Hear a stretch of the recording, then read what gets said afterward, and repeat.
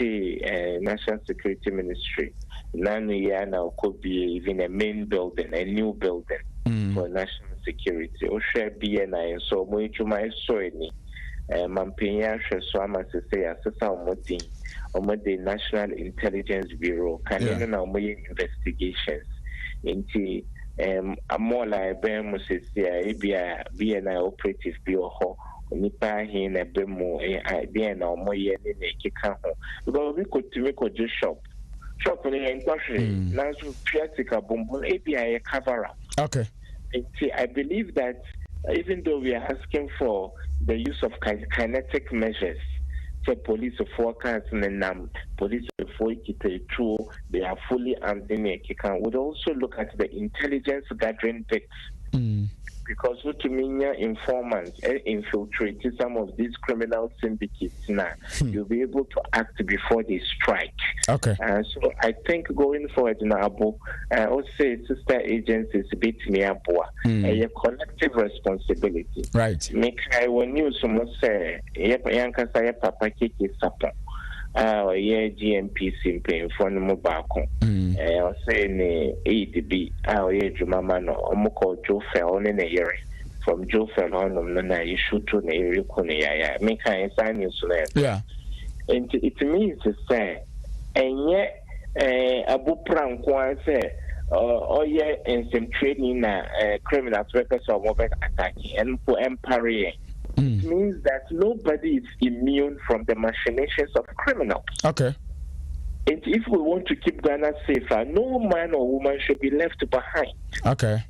Inti obia said nano mene minia edin komo unia opposition edin komo can say there are times mrewane and kokrafo ina odi omo to rooftop so and no moyo they are taking note of who passes what time at adebe na wo shekala be right they can help the security agencies to flush out criminals. Until let's be each other's keeper. Okay. I bet to me a boy home by as about Ghana.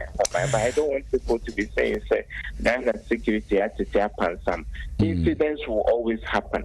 Same thing now France Mampeni with all the security around him will be trying to assume. But you won't say that those around him were incompetent. You say, how can they work to prevent a recurrence of near course?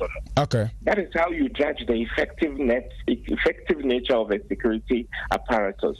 I don't know if but they are now better to be able to prevent, say, be repeating a home. Okay. And I don't think near course will be a basis to say we have failed on security. Okay. And I'm paying for each year. They've gone to sleep on the job. I don't think so. When I'm a day age out, now you're one say Ghana elected to the UN Security Council. Sad news will buy. I think say the media publicity no very less, and I think say I said I'm queer. Sad news here by as a country, you're making a step further in terms of our security in this country. Yeah, I did because social UN Security Council now, more 5 permanent members. Okay. More America, our Britain, almost our France, for the Western nations. No, Russia East, Far East for so China and Russia. But because international security, Obia said the Amama Entetwa, Dane Daya elected Edu. Okay. No, my baby cow. But the difference is that say do a mobeka omohono omu to me and to say inumu amoye permanent members inti omu ni veto power. Okay. In this BB because Mampenyi everything advice our permanent representative to the UN and in the Harold Ajamai. Ghana position me on this international security issue. But say Rebecca say Mamunko Libya and Kwataki Gaddafi veto power no ye nibi. Okay. I think it's a good step. But beyond say Ghana impress on the international scene because we are mama peacekeeping missions on where they are Ghana, Sri Lanka, Bangladesh, okay. Peacekeeping missions that makes me also that will not in Mali to say South Sudan, DR Congo, UNIFIL, Lebanon, Ghana, they share more ensure international security. But what Africa should be fighting for right now, and I believe His Excellency can advise in that regard because he understands diplomacy very well. Emre Edu Abu say permanent status amama abrofin kwa na 5 slots. Europe kwa 2 slots, France ni UK. But Africa, there were 54 states. You need permanent seat at UN Security Council. And I will say you choose to be or my balcony to be able to push that agenda. So Nigeria may be chosen because it is the most populous nation on the continent. Are fine. So South Africa may be chosen because it is the strongest economy on the continent. Are fine. So Egypt may be chosen because Arab phone Egypt phone at all. So we are suffering now more be and also fine. But I say, if you Libya, more attack Gaddafi, and can veto power would have stopped it. Member Ghana Basso say BBC Abba Yafa because it's a great honor. Election course time. Ghana had the highest votes. Okay. Albania in 175, Brazil in 181, Gabon in 183, UAE, Dubai in 179, Ghana in 185. This is a strong vote of confidence in Ghana's diplomacy and understanding and contribution to international security by Amamaya we are young who are Ghana, meaning before Friday to me at the Aboya Ankasaya Yabaso. I think it's a victory for our president. Okay. So it's an added responsibility already. Only ECOWAS amamaini na amampenyi onone omupeyimo. And we saw the role His Excellency played in resolving the crisis in Guinea. We've seen the role it's playing in resolving the coup d'etat in Mali and others. So moving forward in the Empire, His Excellency will become the chairperson of the African Union. Okay. Africa's contribution to international security and diplomacy. Also, Ebete Ebibrim Enka Nankoye Abrofononkoa. Yada se Antiakra minya se Ghana enede ya ye hosting media statutory meeting of the ECOWAS heads of states beba from today up to Saturday. Ajumedi ne koswa man penufo ye ne wo mo the border or mo forming up the ECOWAS no ba Ghana ye na ajumedi ne crash ase tuom sa kopem Saturday ni nyina hwe asumdwe ne Ghana said in terms of our status baby aye drew wo ebibrem hano na sa dwumedi no kran so ebekoso ewa ha nti yebedase ewo brenso a wanyama ya no pai. Thank you very much. Alhaji Ibad Ibrahim, we security experts na no pay. Yene no abon komo wa ha. Na yahwe niema hodu a SCA and a bit of killings and niema kitenketi SCA kunkum ya wudia ekwas will be na yene no abo enkomo na ono so akere ba bia Ghana yadru ene yanimu a yekro wo ahobambo mu a yedi nkomo na no pay makase population and housing census mo amugo mo fie mo say akrache for na eruaba for na asase eba mo fie a omo mark ba bia nyame about 27th of this month on be kan nipa na dia fa ndi yase mo ba mo fie a na ma we ka mu ye the next information sa won be hia no mo fama ye nuanu mo a ye deploy mo a ye be kan adankora wo man mu ni akan nipa do wo ha na yetmanyi and data na ye dia plan this country no dwumadi na senka last year na edisuba because of COVID yentimi ankan adankora na fe eye nipa e Ghana nti nyame yadmo 27th night and account no bit makoso ni gise meba se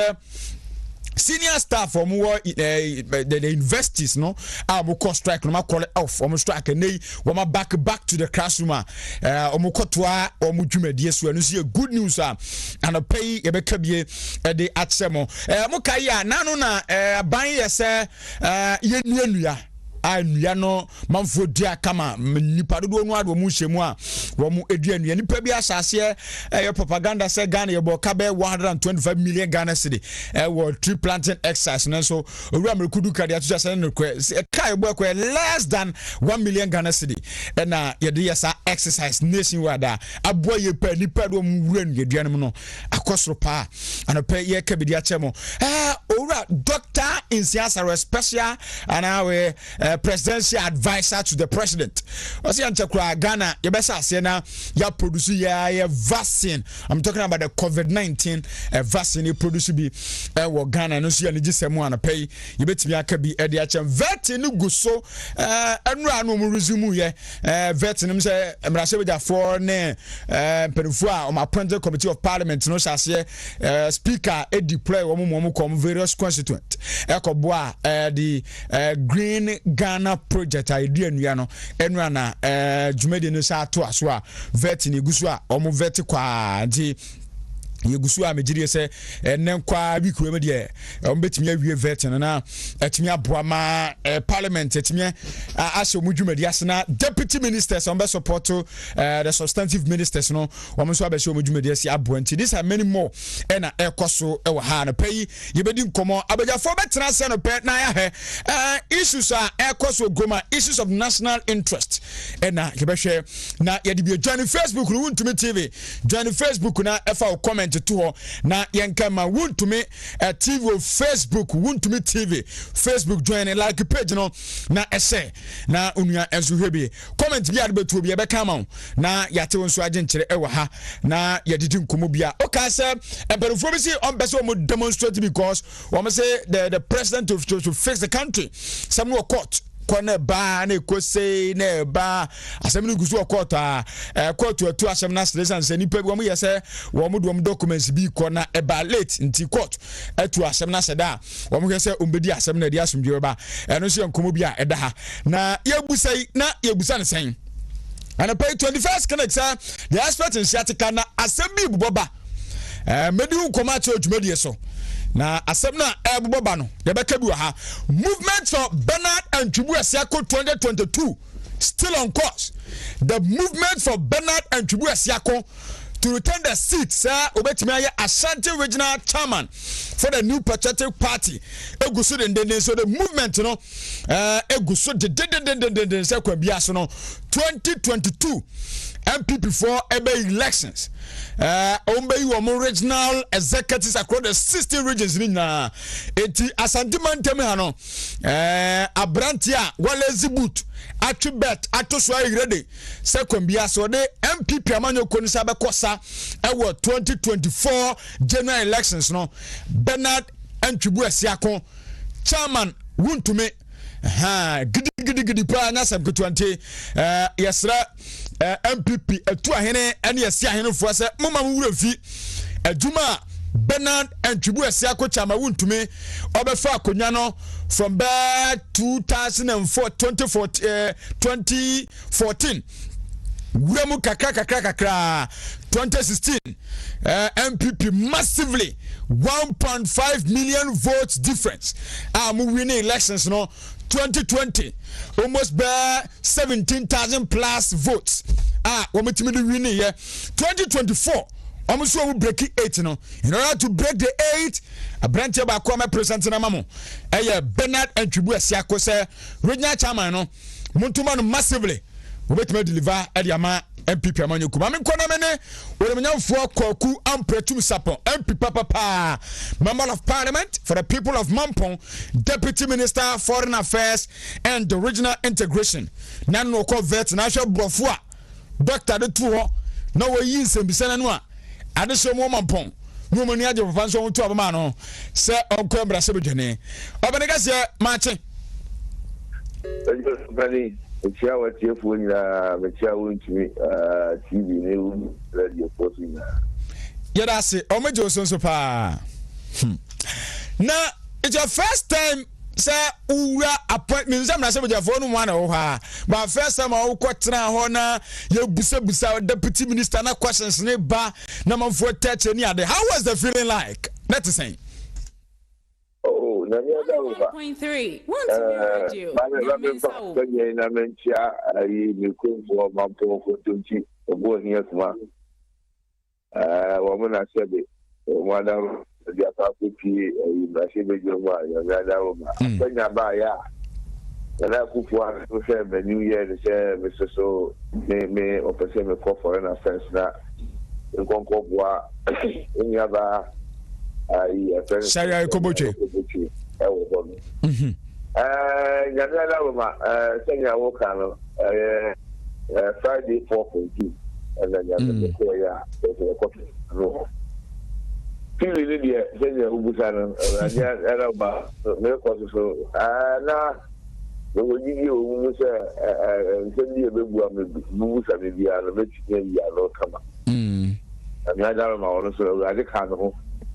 And I'm a choir necessarily, and some are good. But what it's me, I know Senya, any Senya, Metro. I mean, so it's almost I think we see, I mean, said that any wound seminar. I don't you I mean, I could not be more than mammy and I'm a contractor. Then the TV, and I'm nurse and in Diakasa, I did young. Okay. What is it for me? So, when I first on my head, no, hold on, okay. Okay. And then you know, we are for 4 persons. He has say Deputy High Commissioner to India. All right. At least my head, no, Ministry of Foreign Affairs. And never do all the more, 7 never do Kaka. All right. And the first term in Parliament, so now I'm the Vice Chairman of the Foreign Affairs Committee.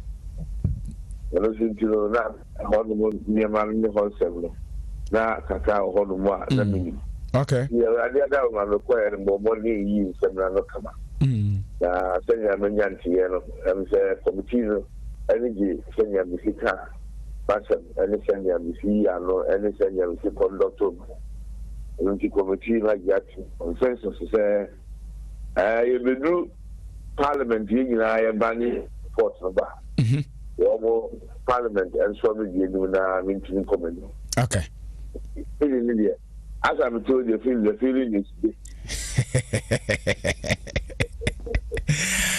Openegas yanase na yamu abaso se enimunyam se kase a president ashe na de so woman pon so enya woso emfaso mami musa na se ho ane yetete dom kutom da se be dafie aren se abrante ba ko dum akotere kwa owuru a okujeta blakwa wa kasa sa na president na private jet na kan ye bo ne ade na wonsem bebre afom se aban no tu kwan dodo ka wo bo ene ade di tu kwan no wo mra bonten no almost be 2.8 million dollars bia ehun sembe be de dwa no omra ma chirechire mu na defense force ground so mra ma yin sembise bia ne ando a de ekoso wo foreign affairs wo na president Jakontu a wotu ene dom kutu anhwemu o so mo pe na eka kase ekoso ho ne ade no aminim ehun sem te sen ehun hia ebra so sempo aban tu kwan ya na president etu kwan ya yebe pesa nhwemu na kosi asesa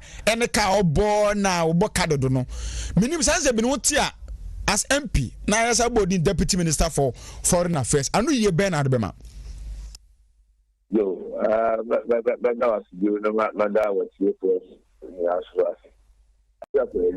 all right after that work you know NDC for but media sami your friends say a black one. I mean, every one more of the car, and I would try to I would be a while until I bind bank president in the bar. Then you have here at Tiano. When you own 2 fight any Uniano other president, any other leaders of the same we are over to because the we are saying if we abandon international issues and you abandon international say need and then why we are over touching and traffic, we work for by the ball, as you to cry. I don't say by one of the general, no, you did this. About one of the to cry in the breeze. You are Bahama by one of the to cry in the breeze. For the surveyor, or to fire, who took out the door. And that's what I was country I would to local behind or power the pharmacy. And I remember you on the next one to say, well, Echo was chairman. Right. Echo was a chairman. Yeah, I don't say a high Japan, West Africa. And you may have cost one on my next etc. Especially, we say, I need a friend. Boko Haram for any car, any Granada Common, between us, Mali, Niger, any car, Sahelian, and that's it. Thanks and some will say, yes, I will tell you to me, Pepsi. And Maniama and Company. And I'm telling you, and that's the people for almost the president. One more thing I tell you, say, well, anyway. Sanya was in India, and the Hokaka. International relations in Amanonin Samiko, the Barrow. We see you move, popular the whole Muntino. Yes, what's happening in you to your family. Now, the man that will change the whole one.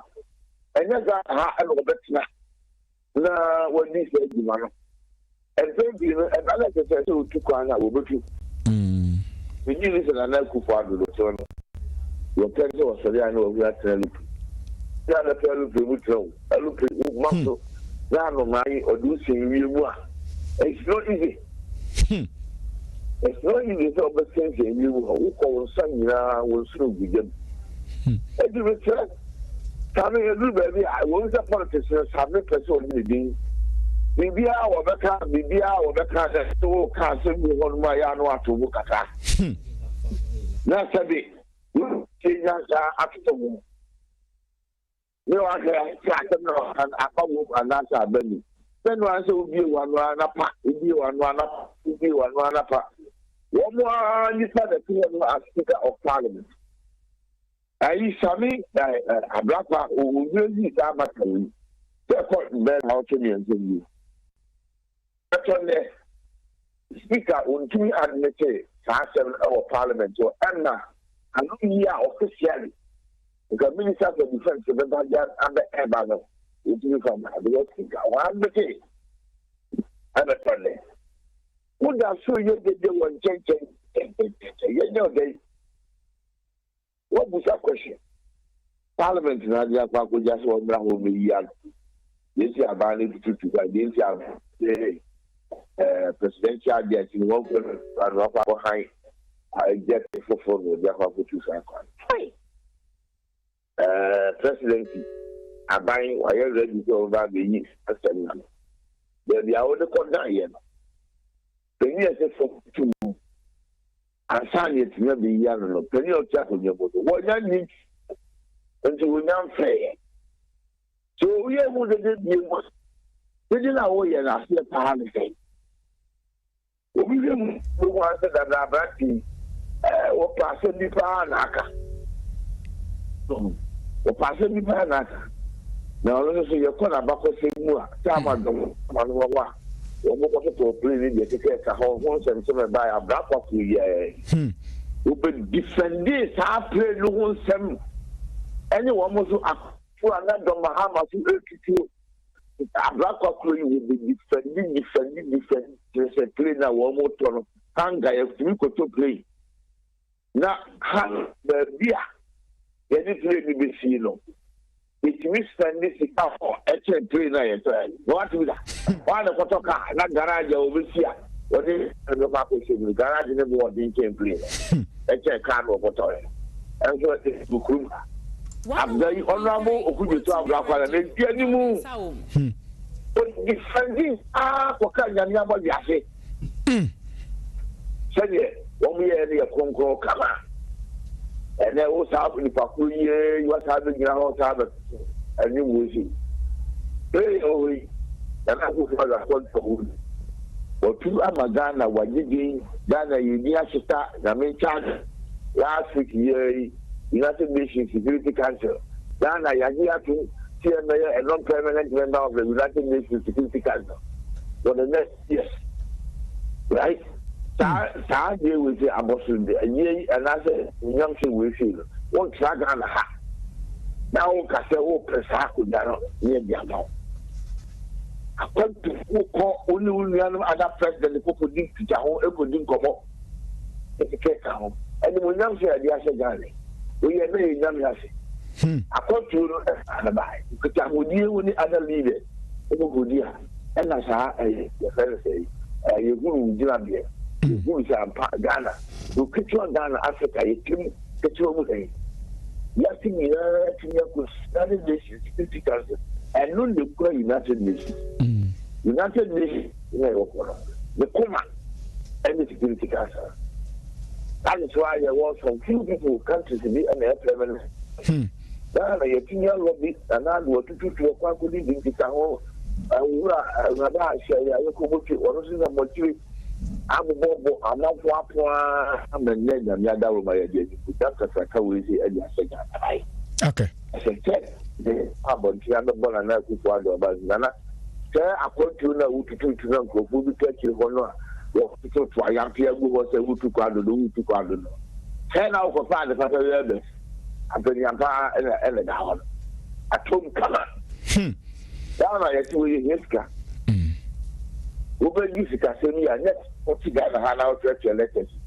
And now hear your phone call.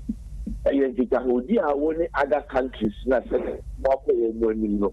You will be and you think it's the crucial answer. Okay. We show a new question, a new question. But the master no two and you need to come on a whole year. The national diplomacy in the Southern. Some new question, I will new question. I said, I can't you. Oh, yeah. The Pakistan, I could test the university. That's what now, church. You let us look on the Vanya. Okay. I keep on asking this question, and I think I'll ask you also. Then a president in your right since Obaya from 2017, and Yama who do a near who will come Henada. Ghana Yabu Abaso, ECOWAS, Yuremo, Amansa Jasu, Yuri Ghana, Yepeja Ghana, Yabu Abaso, and now you're elected to even the UN Security Council for the first time.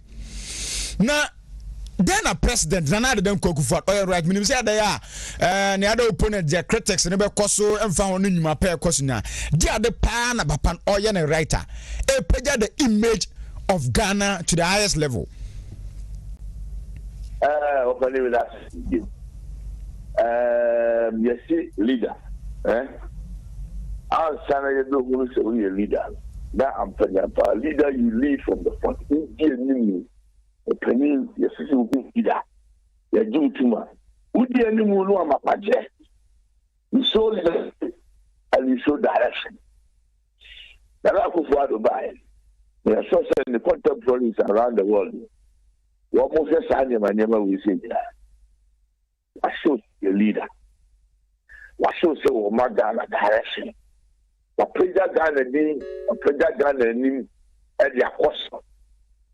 If you are some money for a Panania or West Africa, higher getting, or go to Abraham, and now Yahoshapum, and now the 7 other countries, any other leaders. Yes, one or two, and Papa will say, yes, I know.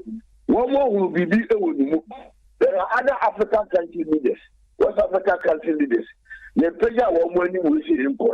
If the Aaron Salary and president will know. Let's say we peers and other contemporaries and other presidents and governments, we have seen some jewel or some gem or some diamond in you. That is where the Nakuswan only will go out with the other. But other countries in Pennyphone will say, yes, it's in the year near Bonabas. We call United Nations. I say, you know, I'm only Prime Minister of Italy. You and Libya, talking these are the new development goals, you know, the sustainable development goals. Yeah. Yes. And then you have the whole UN. Don't want to be a pigeon and another. on the Prime Minister of Norway. What would you chairman, the co-chairman of Fast Sustainable Development Goal, the SDG. And yet, the whole world, you know. This is actually all other countries adopt here. We are development, and now we are progress. How you be the development goals, and no end the guiding idea will be here. So, which we ask you, guardian, which we ask you, guardian. Now you put through any place and there we could from. Just in that this is the thing is another part. All the say we are saying, no, that is fair. I had it to us. 7. While no, we are simply fooling in an yes. Half a place. We mean here, say you see a kind of horse, you see in Numa. What big power when you answer? The next one. Idea is just saying, you know. Yes, let me come. You bet me at the aquarium. Okay. As I said, down here, then you're so, what you the now, the president of Ghana. What is we see the other year of Ghana? Okay. Woman, then you're now, Oman and afternoon, what you call that, okay. So, no one black here about all the fire. A black you live a class and I know you will be on enough. So, you will be alone enough. Okay. What the number is, Ghana, you didn't was that time, no bogan, but actually, the name and the number on your papa. Yeah, bomb. Okay. The guy just support to we are seeing and then we put it here. Yeah, what for? You know about here by Papa. And I was here in Africa. Could be anyone who was containing coronavirus second down. The whole no country. And Ghana said, I want to be a leadership and direction. If you handle a containing coronavirus, and then you compare any other African country. Yeah, they compare one more person.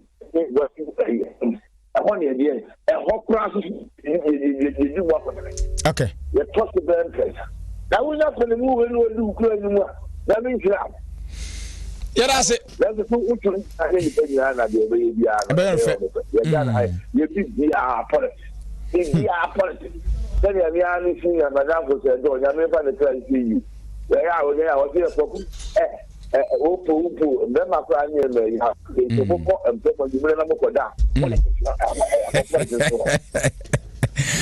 okay, Doctor, Openikasi Nasipa, Yamisha Wobra, when Yama, so be actually Adjensua, Yebefrona, Yenwabonkomo. God bless you. I'm bra. I'm Brandon Monkomo. I manage our titles. Okay. Namisha. Well, me for Kwaku Ampratwum-Sarpong, where member of parliament. Ewo Mampong, Deputy Minister Designate, Foreign Affairs and then Regional Integration. Na yeneno abonkomo ewo nsensemwa esisi hona to mame nkwana mene Solak Natural Clinic for emonkomo simedu abejafo atenase ene anopei ene nyasem kutifia abegire papa because nimunyamfo ya omba no ensema anu mo kan ha ne dia anu mo ye no ya na no hye nti said ye ne da no pay so no ombetenase na ye ne wono mo abonkomo ba kumienu ansa na efi ha ko mi ankasa menua George Akom, hard working George Akom, young guy o kana adwen bona adwene na fe Dr. Samuel Afriye ono so e wa ha lecture kase pa Isaac Chebrobe the icon test competron so one for test competron anka ho a no we are o credit na so de man kwa wetimi de che producer nti ese me yire mu na me kan ye test competron credit na say very vital mame nkona meni menu aba no monkomo nanama amwa ben Nana net saying. Na me adom be men. Bibi ahye ye de. Oh, come up. Anope wani mu da ho pa. Oh, I boko se pro staff. Wani mu da ho se eyi. Sa ho. Wontumi TV no. Me das. Mona mo wo so. Solak. Enna na mo dia bahwim. Me das pa me nua be ma no pe de ye ne me ma ne bedi nkomo afa wo mo prostate ho. Eye me de se me ba me so panel ne nyina ye mema. Na mema de ana mo ho asem hia me pa san se we population ya. E ma ne ye dosho. Na no obi si ye cha. E se kura ye twam 7 mo benya 10. Ka be me be 9 mo mo. Na me nim say ye 7. Ekọ 9. Say ekọ 9 wo ho. Ebi so say 10. Is that just ade no? Yen do an ye do so na mo so ti ha na tinti no kakra na ho na wo se ebo ho ban e de ma mo enne ye re prostate a emema mo wo no ekwan a mo be fa so a mo be bo ho ban nyame adom ye de eduro a esiesie prostate na abadwa so a e de prostafate capsules what in wasem Johnsoboko edie e na eye eduro a eboa wo prostate no mo a mo hwe ye TV so ne ye de atoso prostafate ne sei e na etie enti so wo heba so bi na wo kwakoto a no wa mo wani ada honom prostafate capsules Johnsoboko be me bia wutie mi a wo chim ansa na wadwonso no me so eduro ye de fidie so prostafate capsules ana wo teme nka mi bodin prostafate capsules no kone koto binom afi wo Johnson tentem wo Johnson wien so na ye osebia kemu a prostafate capsules wo hia bi wo Johnson no entimi maten Abrante won se esusu no na emema na Johnson to mu se etime to sa na ma na ye namase e wo kura etime de medua bi to wonom na ye hwede ne de betimi atere dua no na ma na ye gina che ne ye mamo fans boy ense mamo sa na e kire se be ma wo Johnson no e wose sa na ye pressure wo mu asa na wose e kono but unyini no na pressure wo mu no e ba fom enti Johnson e wose nka wo Johnson etime ko nanim kakra no bon sa wo trousers ne ho a na egu hodom wo ye sa ni na wo prostafate capsules eno enebeboa wo prostafate capsules me so ya nombe afi papa bi yohonom wose ne Johnson na wo Johnson wo bre nyina echi no doctor kan che ne say de wo hia rubber edi enti na aba ne sa wo Johnson na ba bi a Johnson ne befa ekwan na Johnson ne nam no sa kwan na yeketo a eno ne be mo bre wo beche mo ansa na Johnson na ba na ekwan ni mo asikura de a ene Johnson wo che mo a entimi ma enti wo sa ne ye be kan cho say wo hia rubber ana catheter ene ye de be hye wo ni nyina prostafate capsules ya no pa me kan wasemi etimesa enti wutie mi amese tobi ne fama wo papa ebra ya ka acha ne se wo hia rubber no enha wo kra amfane nko emie nko no pressure fa rubber ntum na wo ye rubber na ye de kotum no wunya da age ntena ne ho na okase obeso ofam krampa watu ama na manya bi etime de bibia fam enti to prostafate ne fama no na emmoa afi wo ya brantie se niam sisi so wo Johnson no eba kama na enso no munyini mo no eye dan ya wo prostate ne ebeye kese prostate ne kese a ene de sa ha ne ba enti wotie me no prostafate capsules because ye de nuane no bi a be ma ehia wo prostate no ye de aka ho enka be ma de wudidi wie bi a wanya hwe no watermelon de ne watwetwa bi aka waduane ho na wadi emo na wudi nso a wonni mo wie wudi mo no na wotwetwa salad ka ho na wotwetwa ntosi ka ho na wotwetwa jene ka ho nenka aboa wunya carrot kwa de frade a nenka balance no nanso ye meme wo mo mpene sa enti ye prostafate capsules no sa nuane no we nyina eboa prostate no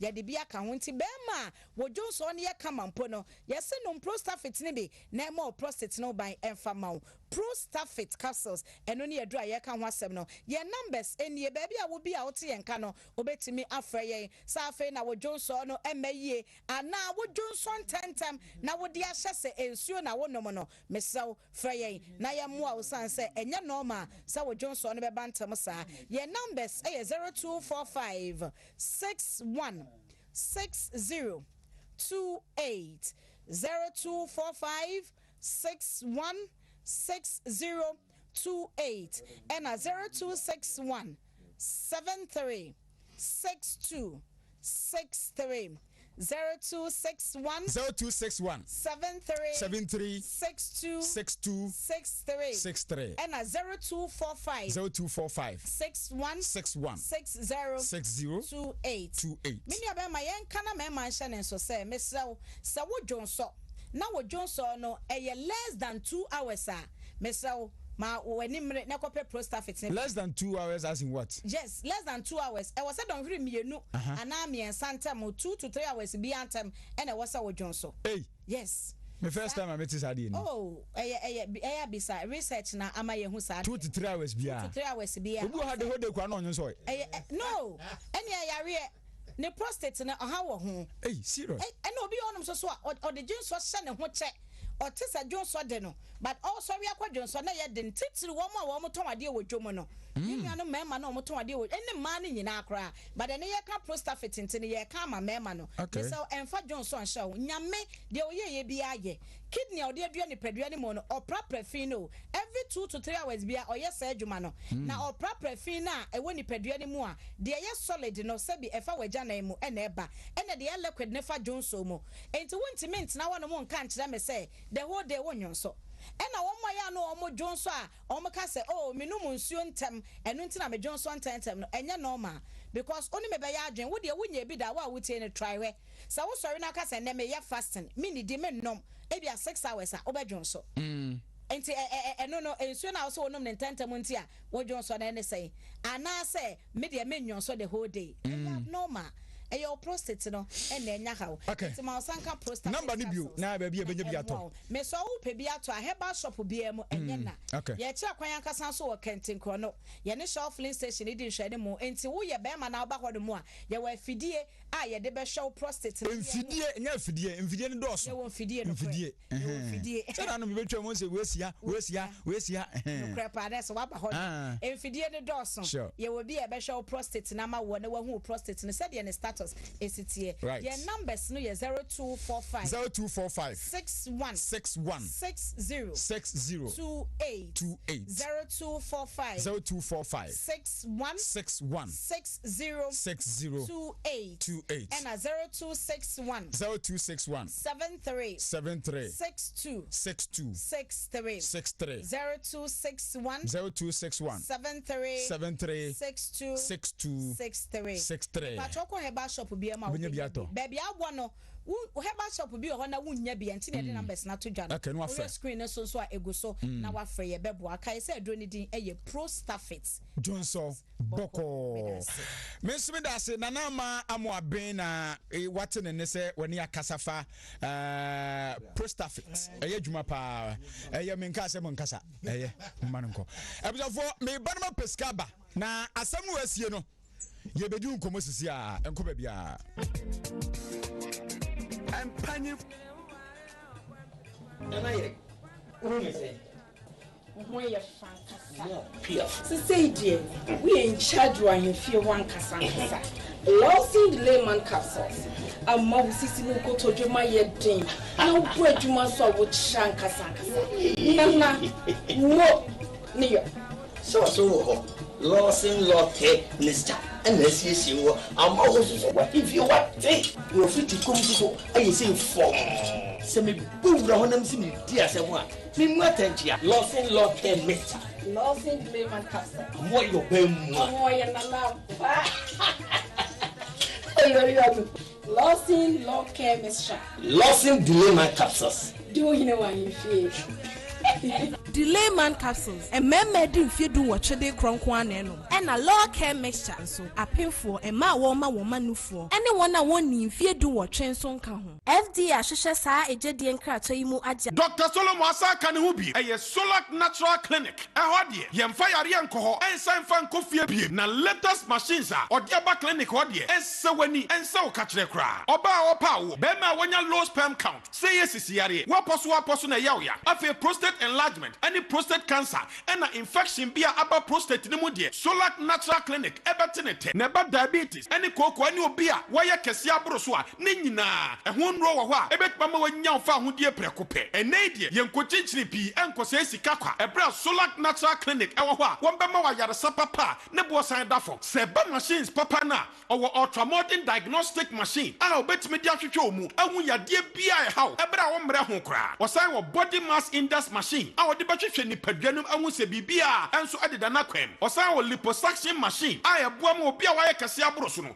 eyiyi srade ni nyina free nipadua nim Solak Natural Clinic aside the massaging machine I betima mia wafree wutiri so akosi unase ama honam asisi hu so ye pa ema obi anada o hwehwe omo a fo ni kire kentenkro no omo ni Shell filling station no ene di nhwane mu ana frɛ 0241 590 837 0241 590 837 Solak Natural Clinic ayaresafie papa no.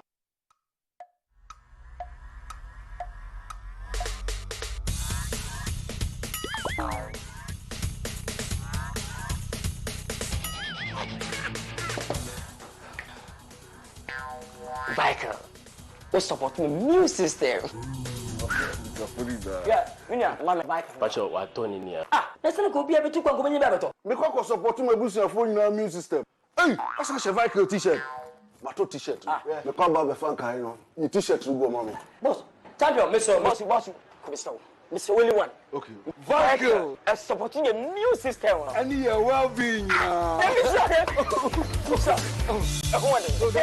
Fico 20 is not suitable for children under 12 years of age, pregnant women, and lactating mothers. A quality product from Joy Herbal Center. This advertisement has been 21st Clinic, a sciatica expert. Sciatica expert, a 21st Clinic. Yahoni dear bibidro, a sound yare wo ba. Yayo lab test ne no. Ye bay yo massage bia ube yasokra wunye bida. Ye the water machine so near dear bibidro near dear wono. And to what was so one and trina wono. A sanefa with sim, one nase, one two nina, for one answer hunino. Sa a won't touch my pet nest, what dear mia. Your friend is sciatica. Now one more we expect our Ghana hano, a 21st Clinic. Ye were more than 10 branches our Ghana ha. Would do Sunyani near Kumasi and cry baby. Say you're beautiful for our tadi ma. Efia kuma number 9. Ho na sciatica expert. 21st Clinic. Juma. Ubetimi a friend number no branch ne ben woni a kyerɛ na wokɔ hɔ. 0540 311 0540 311 Sciatica expert. 21st. Victory, edu papenie. Victory, edu papenie. Victory. So when I'm in a 2 months for victory, sir. So you're real nuts now, your swatch. In a victory garlic mixture, no? You're Hey, and the victory garlic mixture. Let me join the celebration. Victory, Edu Papa, victory. Menu. Number gentlemen, dimmy more for sunny year.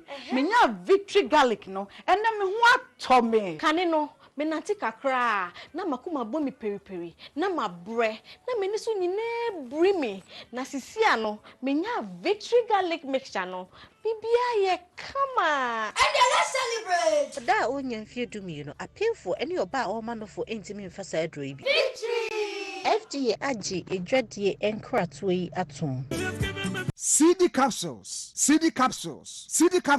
My body say. What body empress? CD ointment. And also what brand CD empress? Mo se wo pe immune support. Pa. Se do nipa kwa no be ye wa adwuma se de sa. Simple. Kope CD capsules. Enyarewa mo bo rough. Ye nim so anante ana wa ye adwuma kakra bi no abra ye so week bia. Enya me ha pa no. Enya what CD capsules nkan. Wo ya so amda kope bia. Wo house wo twa. Ena CD ointment. Eye do tatahwe ada benya ho no. Ko CD Herbal Center ya. Wo ye CD ointment ni CD capsules no. E wo la shibi Sharom Sport. Ya e Ben 19 Junction. Na ko tie se general body pains. Nya ko todwe eye no ya. Na e ko na poso honam ya. CD ointment. Enti few days shrim e ko ya wonum di CD capsules. Shrim e ko wonum CD capsules no. Na wo di CD ointment so e massage. Na menya ni nyina bi wo he. Pharmacies, chemical and herbal shops. Dodua from 050 5767 425 and 0209 682836. A painful about one more manu for no kwada when if you do me nunca home. FDA, I shall say a dreading crowd to my jatum say.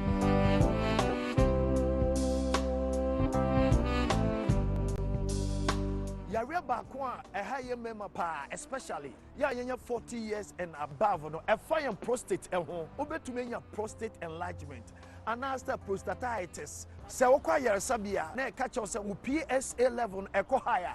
Kaina who say prostate no ɛho yɛ atɔkyema sɛ wo sɛ wokyem ansa na wadwonso wodwonso na emu apai anaso edu anadwo a wotaa dwonso a ɛna kan na hu sɛ wonya prostate disorder so wotumi didi ye anaso wotaa tenetene wapom anaso wonya daily supplement bi a ebetumi aboa ama wo prostate no ejina na nan so sambere man kyerɛkyerɛ we a natural link company a wɔmode Proslav capsules a ɛboa mbarima prostate true man ana dinner capsules ɛboa ɛmba efirikyirikɔ wobetumi afrɛ mo.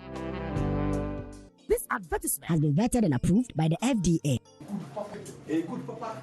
Ganabam, if your apostle, your waist, all your body, you make bazaar. Thank you so much. Thank you. Me bacho mami Ganabam, the same me no get to an answer. What are you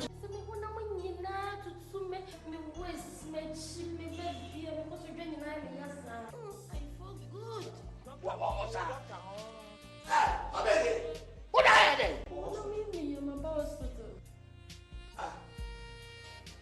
Ganabam! To wait from doctor no. Where you there? Ebiao. Oh, my side. 20 cedi. This is Tiabaco. Ganabam, young to Emma to her. I first Tiabaco. I think you will be 20 cedis. Hey, Nemo, say we began to come. Sound two. So, if you talk from Ganabam, you can resist.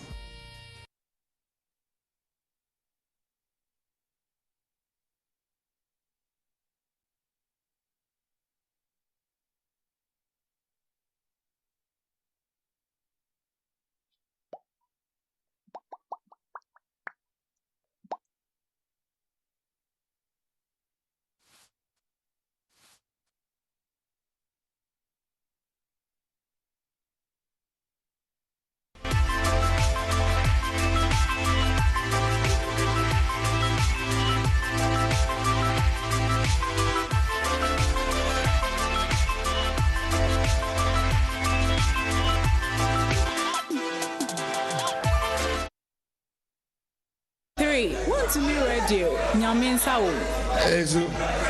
If you were man enough, present a Japa and do a report on Airbus separate, and then I'll come as a man.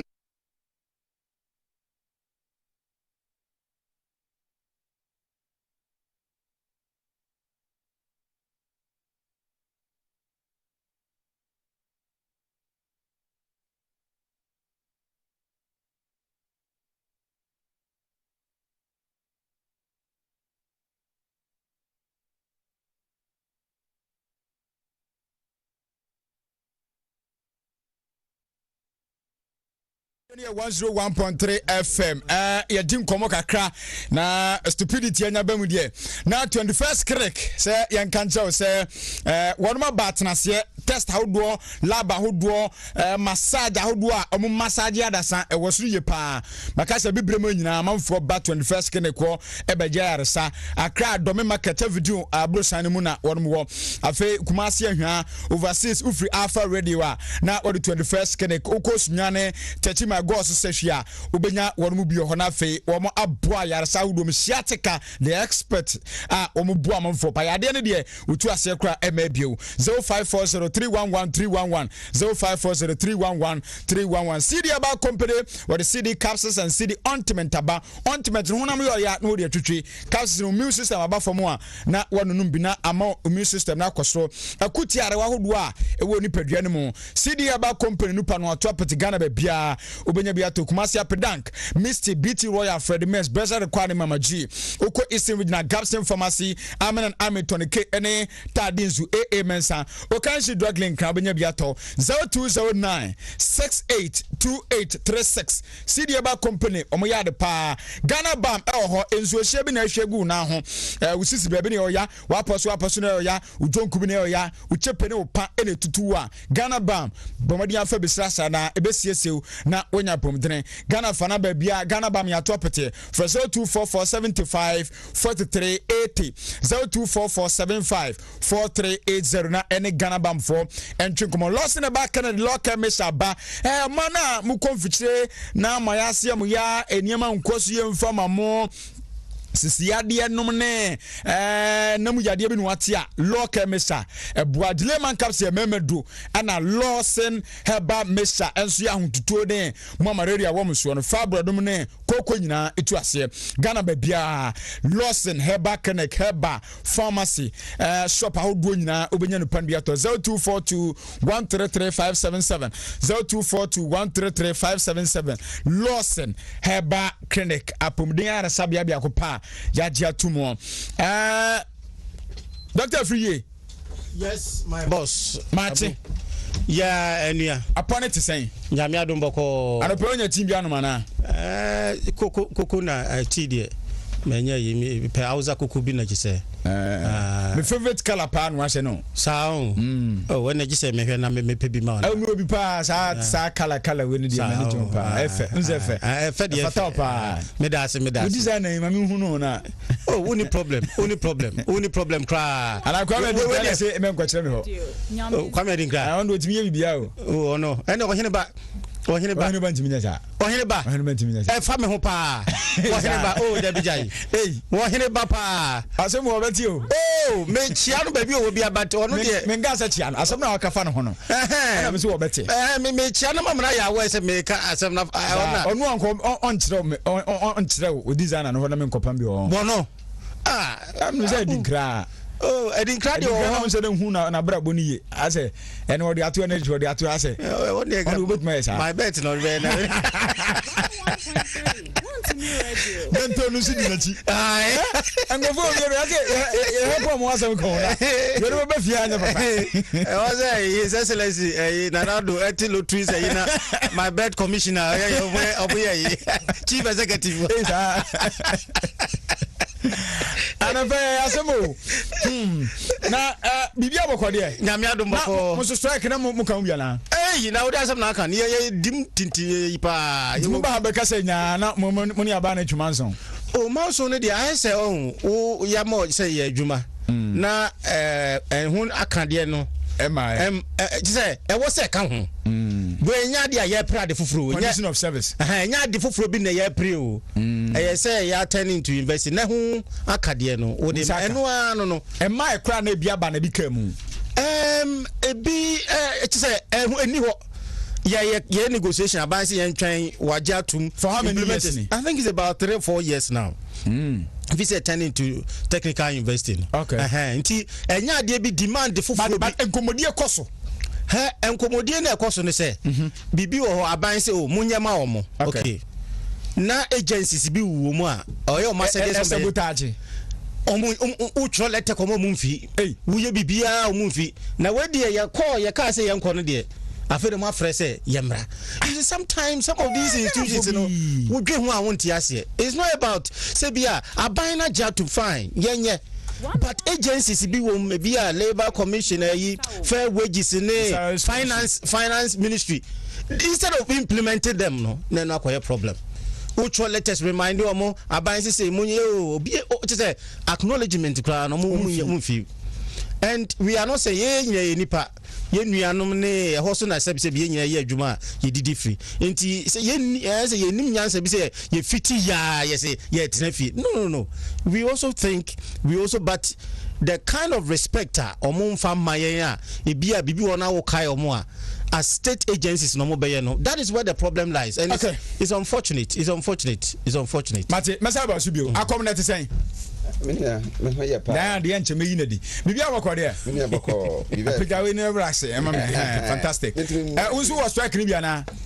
Another nan kan ho. Davi mankobi. Okura nka menti ase. Ya kobi. Ye hwese da bibia betoto na kwa na emofra na timia. Sebusiafo no ho ye de. Obia ho ye pa na minim se won ho ye. Me ho ye pa de achi de na. Honam ne nkoyi but atari hu ase. Wan hwe ya je se ye pa na emopam costume maye yo. Sa special one na so they are dada ne ho na so na last week ni Aisha God kente ba yo so Ghana man fa kwanyes na me man happy birthday yes happy birthday oh Isaac enne Any birthday. Nana must be sa. Costo as obinya champagne. Say champagne. Champagne you say. Oh, champagne type of bay. Open here. Ebia di me baby. Open here go home. Yes can me. Oh, there. Communion wine. Communion wine. Menya no be say. Oh, 25 in there, 30 video. When I'm the one could be. Because we are yes, I don't never see. That me Jenny do and just yes, happy birthday. And then your program educated man. Money drink now. Happy birthday to you. Happy birthday to you. Happy birthday to you. Happy birthday to you. How old are you now? Minka. How old are you now? How old are you now? How old are you now? Minkana. May God bless you now. May God bless you now. May God bless you now. May God bless you now. Hip hip hip, hooray! Birthday boy. And then one about me. Let's say. Yamiadom. Bigaboko. And then I will do birthday. Yamisha, why? Only quant to be a queenie. What come on, Swede, Yamina? I'm not paying all money. That's good. You deserve it. I said, the income yes will be sad. 1.3. Tears of joy. When you need say automatic. You shouldn't expect, sir. Me will call me Facebook wall. Me will a picture be or University of Ghana. Na Ashanti Students Union. Na ya call baby get together be a kaya no kakra. Okay. Na mo hono be send me. O picture no. Nipa be me ansa ye DQ so serve yourself. If I didn't say yeah, I'm the to me Facebook or I'm try the young shall grow. Now the way I want to say hit me line also no. Nenya grow. And it's really beautiful. We should expect we'll be growing. I mean that one. You cannot cheat nature. No. I mean and it's normal. Sure. Yeah, it's very, very normal. Normal. Abra, what would you say? Bema, you go so kakra. Tia na ka hu bia na. Sisi ade union take a decision. Wontumi nyu home frame man e man nyeye. Nti yes. Balance say my call of the strike. Oh, officially, yeah, because there's a meeting Ochna Wednesday Labor Commission. Yeah. Omubesa Kwaku share. Ntimunya official communication mon call of the strike. Like seriously. And you know, me shots after watching an idea. Okay. BBT me yes. I'm not for the best most sabotage process now. I say deliberate. I do maybe said Dr. Free kind no. Let me put it this way. Yeah, war public investor bill. Ya basa. Sanki ya no buy ya. Komo ya ye di nyina. Nkema. Right. You got public investor bill no per se. Or harmonize or ma investors no bibia. It's stable. SSA. If not say the same crana. You know, but it's seeking to make it the same. Okay. So what I say. Until you vice chancellor or technical university. Honon allowance you 6,000. Na vice chancellor you know, other university on allowance you 9,000 Ghana cedis because the gap of 3,000 is huge. And industrial harmony, you know, industrial stability, so and that's what the public investor bill aspect is seeking to address. So what I say, but the issue of autonomy and independence, sacrificing under any circumstance. I have said it. Two things I mean, President Nando Danko Akufo-Addo on delay this year. Na almighty minyane kumasibre. One, a Japan mineral royalties deal. Okay. As I see it, minya sa kwan no yetimi nya no pomasi bre na ke yetimi ebobo ho nya no pomasi bre 2021 a me fi say enka ebeboa aban no say ekoyanim say to atwene we need to take that decision. Then number 2, public university bill ye no so ye agiatom ana say ye free ho say gina sie no so no ehun hia see bi say gina ye no. I want us to avoid anything about the controversy, you know, or minimum leading to elections. Okay. I mean, in election 2020, we cannot run away from the facts. Say, a Japa, for example, any Galamsey, nominate those things. Any effect on it. But look at the way I handled Galamsey early part of 2021. Let's handle a Japa early part of 2021. And let us look at, well, friends, a public university bill. Say, baby, rough edges, no, between the unions within the universities, no, and then so that by the time you hit 2024, you know, and go for 2024 elections, we say we don't pick controversial issues anymore. Okay. You know, towards election 2024. I think that's my position on the matter. Okay. For Dr. Francis Francis. Good morning, Doctor. We were enjoying with discussions. Regional organizer for the New Patriotic Party. 2022 was a regional organizer delegates. Namonka Abrantiana Obojume Yupa. Inspector Piasansi post penny Okono was a Mubaseya Neniaji because we had the level of intelligence in your discussions now.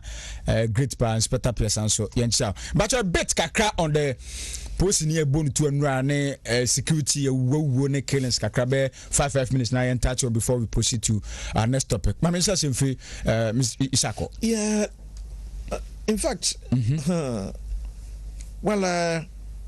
this perhaps even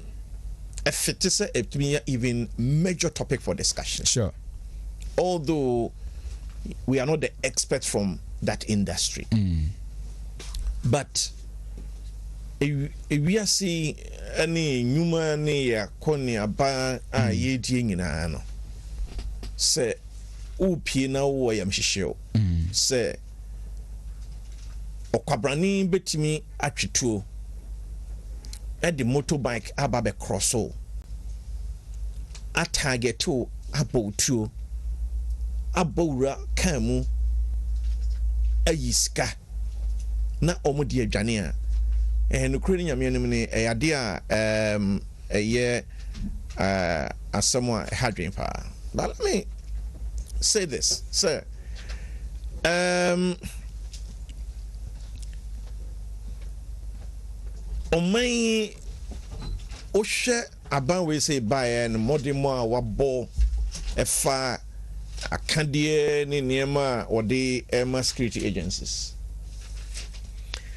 And in particular, Nanado Danko Kufuadu and saying one launch security strategy. And I mean, with my background, you know, anytime I hear about building a fund, yeah, bofu to be near the Ataibi BHE. I have said it for Ashanti Region MPP, and particularly Ashanti Region Research and Communication Bureau. So here, more for to be near Fantasy. In the same way, Nanado Danko Kufuadu can say. Said yet me wa Emma a two cars any other logistics security agencies no Eddie year jumano etra ma eye dada ntimi bi okra bi ntimi nya adwuma ansa na ya head up bomodian apebia ma no ye mo foto mfa ntachire dade no kofom no na ye bomodian na ye tobi edigum. I don't know, but as I say, who can be a fast way to regulate use of motorbikes and pragia ne saani mano. Let me tell you a personal story. Now me person me call UPSA. They say the UPSA first name UPS. Na me call jina omo junction na me twen obi. Me twen na who say Abrantie mienu omuti motorbike so omo ba towards me and abubra you got to bridge ye security training ye security kakra na me ka say moa me na me boa enti me hu so omo ba na me suspect omo na me start me engine na me yes say me move car no ma sam me ho e be say omo hunu say obviously omo approach even na me start a car no the next person a victim a brantia or no gina junction wa school fees she ne botomu a o kwakutia no omo dia bodo so me feel say bia omo nim no na entokwa bi e na omo ne no eko ye ne buy ho so na bono so wan tietie mu anya hwe omo jisika ne fra brantia ne nsam no omo tra motor so na pa no omo ko. The point I want to emphasize is that say no ehun be hia say enye we ya bai, and in particular effective policemen and yebe cramp down on the use of motorbikes. I think that at room purpose will be we have to be very, very clear as for mine. Sure. Na ye hunu kwanya ye de wo mo no e fa so. What would it be train? I met a similar incident among for the motorbikes ebokro pa. Sure. In the city of London around UBS Welbeck. Na anopa the P almost just like that too. You know, so I'm not telling you, no, sir, abrofo. I didn't tell them who's only abrofo. Not almost any woman who added the whole, but no much helmet. No me doing na. You know, say you know, almost the Mercedes Benz brand new. And the carnage sena nipa chrono or the bag at Tony Cano echi. I'm woman who know. Almost didn't see for no. Ni refi bag no hey omo kra road bi na me drew me point of action na me drew ho and I'm using it to connect to my mina omo body tuo no road na say akwasa wo mo de ball glass no one cha no mu yi bag no no ritra bag no so na puha enti enya hanko a abrochi crime, they will use the commit crime. Sure. Because about me they move a maneuver baby. I could have been shot. Because early in the morning, me kwana mko PSO. Shamba mi my body to kune what in the shop mo. Yeah. But now say who action, who woman intino. Omufu say obey a threat. Ya body to kuno. Ya bought a policeman to ya bought of friends driver to oba you know ye teller omo akwaji says cannot free Jamestown hono nso no wa collapse cry nsa hono nso owo hospital ya take chronosem any a we niema ewo oh my God. But my problem kakran say we nya for the first time e be sisa so e ba sa omo we be sa there no mo to for gunpoint because it's serious so we are gunpoint on be see how Kumasi the same thing Vanna akoko feska a free market for co bank you know the me here then will be but mobile money vendors makwara back on ono so kaketu abi nko gunpoint ko muko no omo shoot ye no da fom enka besie amponsa da enti say no omo so no use motorbikes. That's why I'm emphasizing, because as I said strategy now omo use no and mode of operation no and weapons are omo use so any sa name no e no and as police and security agents no e use counter strategy. Ultimately, FAC woman, and yes, this is a very, very serious matter. People have talked about the proliferation of arms, for example. Because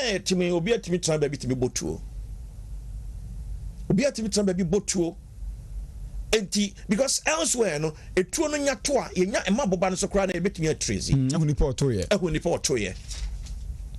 So there's a lot of arms. But Ghana police needs I stand to be corrected, but needs bisa because police for obi awon abuba the man. Look, and say question. You take comprehensive look at your security. Sure. Major threat to our national security is our porous borders. Ghana to we. Almost over 40 something of friends is saying unapproved routes. And the man 40 from the Ghana. Yes. 47 or 44 unapproved routes. I'm man 40 me the Ura my Ghana. And who are prisoners? Nigeria or more breaky jail. Yanchibiwa. Yachibiwa. Kwame on Faso Muremu. They came through unapproved routes. And we really have to do, a lot of work on security. And I'm happy, say, to climax it on, because I think it was timely, say, one more launch a security strategic document. Now, mobile fund at the attach. I think that we need to do that and do that very, very quickly. Who say, Obia nam no piano kodini jume biana will be feeling very, very safe. There is no country, no economy, no society. Wontumi enya say chronobi ebc or baby at a point or the other. Will you say the security no opposed for no specifically enough? No. Before say resources are buying by provide provide a lot of resources that security services now untimi nyina na dom film. Yeah. Opposed for no have they tried their best? Me feel say fiscal space, to be very honest with you, to recruit more police, adding, and I have to be very, very frank. Adding. However, yes. How? However, say because United Nations benchmark for citizen police ratio, 500:1. Integers obi onam man no bia no eyi nipa ahenum a ese se enya security police ni ba ko say no around 1 to 800 and answer 1 to 700 and something, and quite clearly say wo sika ye betimi de afa nipa more e de omako security agents particularly police ese sanki etime fa Mr. Ghana ye ni sika betimi de atare we we can, because security they say is expensive, so therefore as a country per se your boy security man we should spend on them. This is the way I see things, and it's not because I always I am thinking that digitization I say leveraging their core Control Accountant General's Department. In fact, I've gone onto a particular platform. NDC Nikra advocate say nanado dango kufadu sika nyina no. So the digitization when confirm remuntentem. Enipa omo ghost names are omo of friend saying Control Accountant General Department kano. And ye a dome level. Okay. Was it ghost ebie free so amoma go back go back by 5 times. But the moment we leverage your national ID onto a friend say Control Accountant General platform no you synchronizing is easy pa you bet me you go string na bi omuntimi sa mabiem goes to our tiase Ghana. And the issue that I'm emphasizing on this one is that say utmi you omo free ho you can even replace them by recruiting more police. Okay. If I tell one way I'm free. If it's a year man ni pebia. Woman de kwatikwan na disika no. Nanka yetimi enyi wo mo free so. Nanka yetimi ayusu wo mo kra ye yi wo mo free ye tua sa skadon man for krono na man for edebo or mine no. Afedi enka yetimi nya physical human beings, men and women in uniform. Nanka yem for mo kra na sa sika no nyunu no. It makes a lot of sense to do that. The other side of it is about police training. Police training. Yes. How often? And senipa no ko training area. No bar. Osako training biem. I just said you go for promotion. It's extremely important. So from time to time, because when the nature of the crime changes, because it keeps changing. A chrono in it is a cromfoa, no more chrono. Yes, ofie kura na oba omba na najo sese no wo ko ofia obekọ na wia na wia na omo no de deadly because omo ba okura weapons and that is why oba wia so oba so o ka mu awia oba no okura weapon ti oba wia oh so the identity no and the nature of crime no is sadia said the man for faso a womo ebokro no is sadia na esese police nso esesa woman sa ne kwan woman faso a training e de be ma because the more crime no AC no na we analyze the nature of crime no and the kwan woman faso a woman no and esese a must who the nipa kwabontia yes wafa no yes what the new kwabontin yes woman weapons all right but training esese wo sa de ma wo mo said the pay ya betimi combat that nature of crime no it's also extremely important. So let me say, but let us call IGP and find out the number of times what retraining then the deployment of technology in fighting crime. Technology, yes, critical. To a kura oppressive way. Obi onim to bet me a fire. No, no, so have no o'clock on the day. Yes. I've no o'clock on the day. Yes, perhaps o'clock we use the can you bet me a fire by 100 or more. But before so be clock no, no, I should do. People are even talking about the size of the gun. And a woman drive cars like this, no. Almost so here proper training. I'm not advertising for STC, but I'm very comfortable if I'm on STC because of the nature of the drivers. But what drive car you have to be super alert. Super alert. Yes. I want to speak specifically to the DI because drive car the moment I would two car no I dream Benny would trim. Esesa uhunu say obia betimi adiwawu esesa unya sa adwere no Ghana ya na drum bia yen timi to niam ase. Look, there was a time my brother Sumami because in Sika wa Accra Nima na Sika e wakanum the more ekwan me fast wa me move car no kra me sheda me sheda pa wow vroom me am sheda who say me display you say if you like come tia crutch so na ma sheda tenika no I'm gonna say you are ready for action. Exactly, and it was a brand new car, Suzuki Vitara at that time. Now me war first year. I say yes. Me to say me second year buy na be me nam no. Wo pese wo chase me anase bibia no. Wo be think it twice. Use of driving mirrors. Me nye sure say ohweniema ye pa ne driving mirror titru because bullion sa van no use no a bokan inside no untimi hu by with side mirrors no there me nye sure say omo ani na chi anche ombedi na chi ache from market horse Jamestown all the way to Makola Road ena oberhan so no na first time akofa bio and we monitoring monitor wache and omo di wache nyina no omo pepe bia omo fi say convenient omo betimi attack na yi and omo bedi na chi ache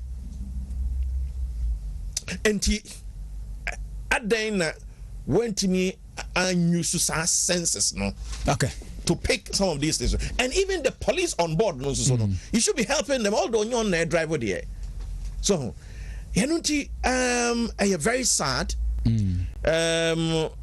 police work free mu young man sure and you hear no pa e wo man brantia ne musisi ne ho so pa so afei obi a otene shop ene ma bra wo mo bre hwe wo ma sisi obabesia na innocent otene shop okọ okay and police a driver in critical condition out of the hospital emo nyina omo free mu ya call your dance some wishing a speedy recovery including by Obana or what trauma no but I think say training of your security personnel, training of drivers are almost with this type of cars.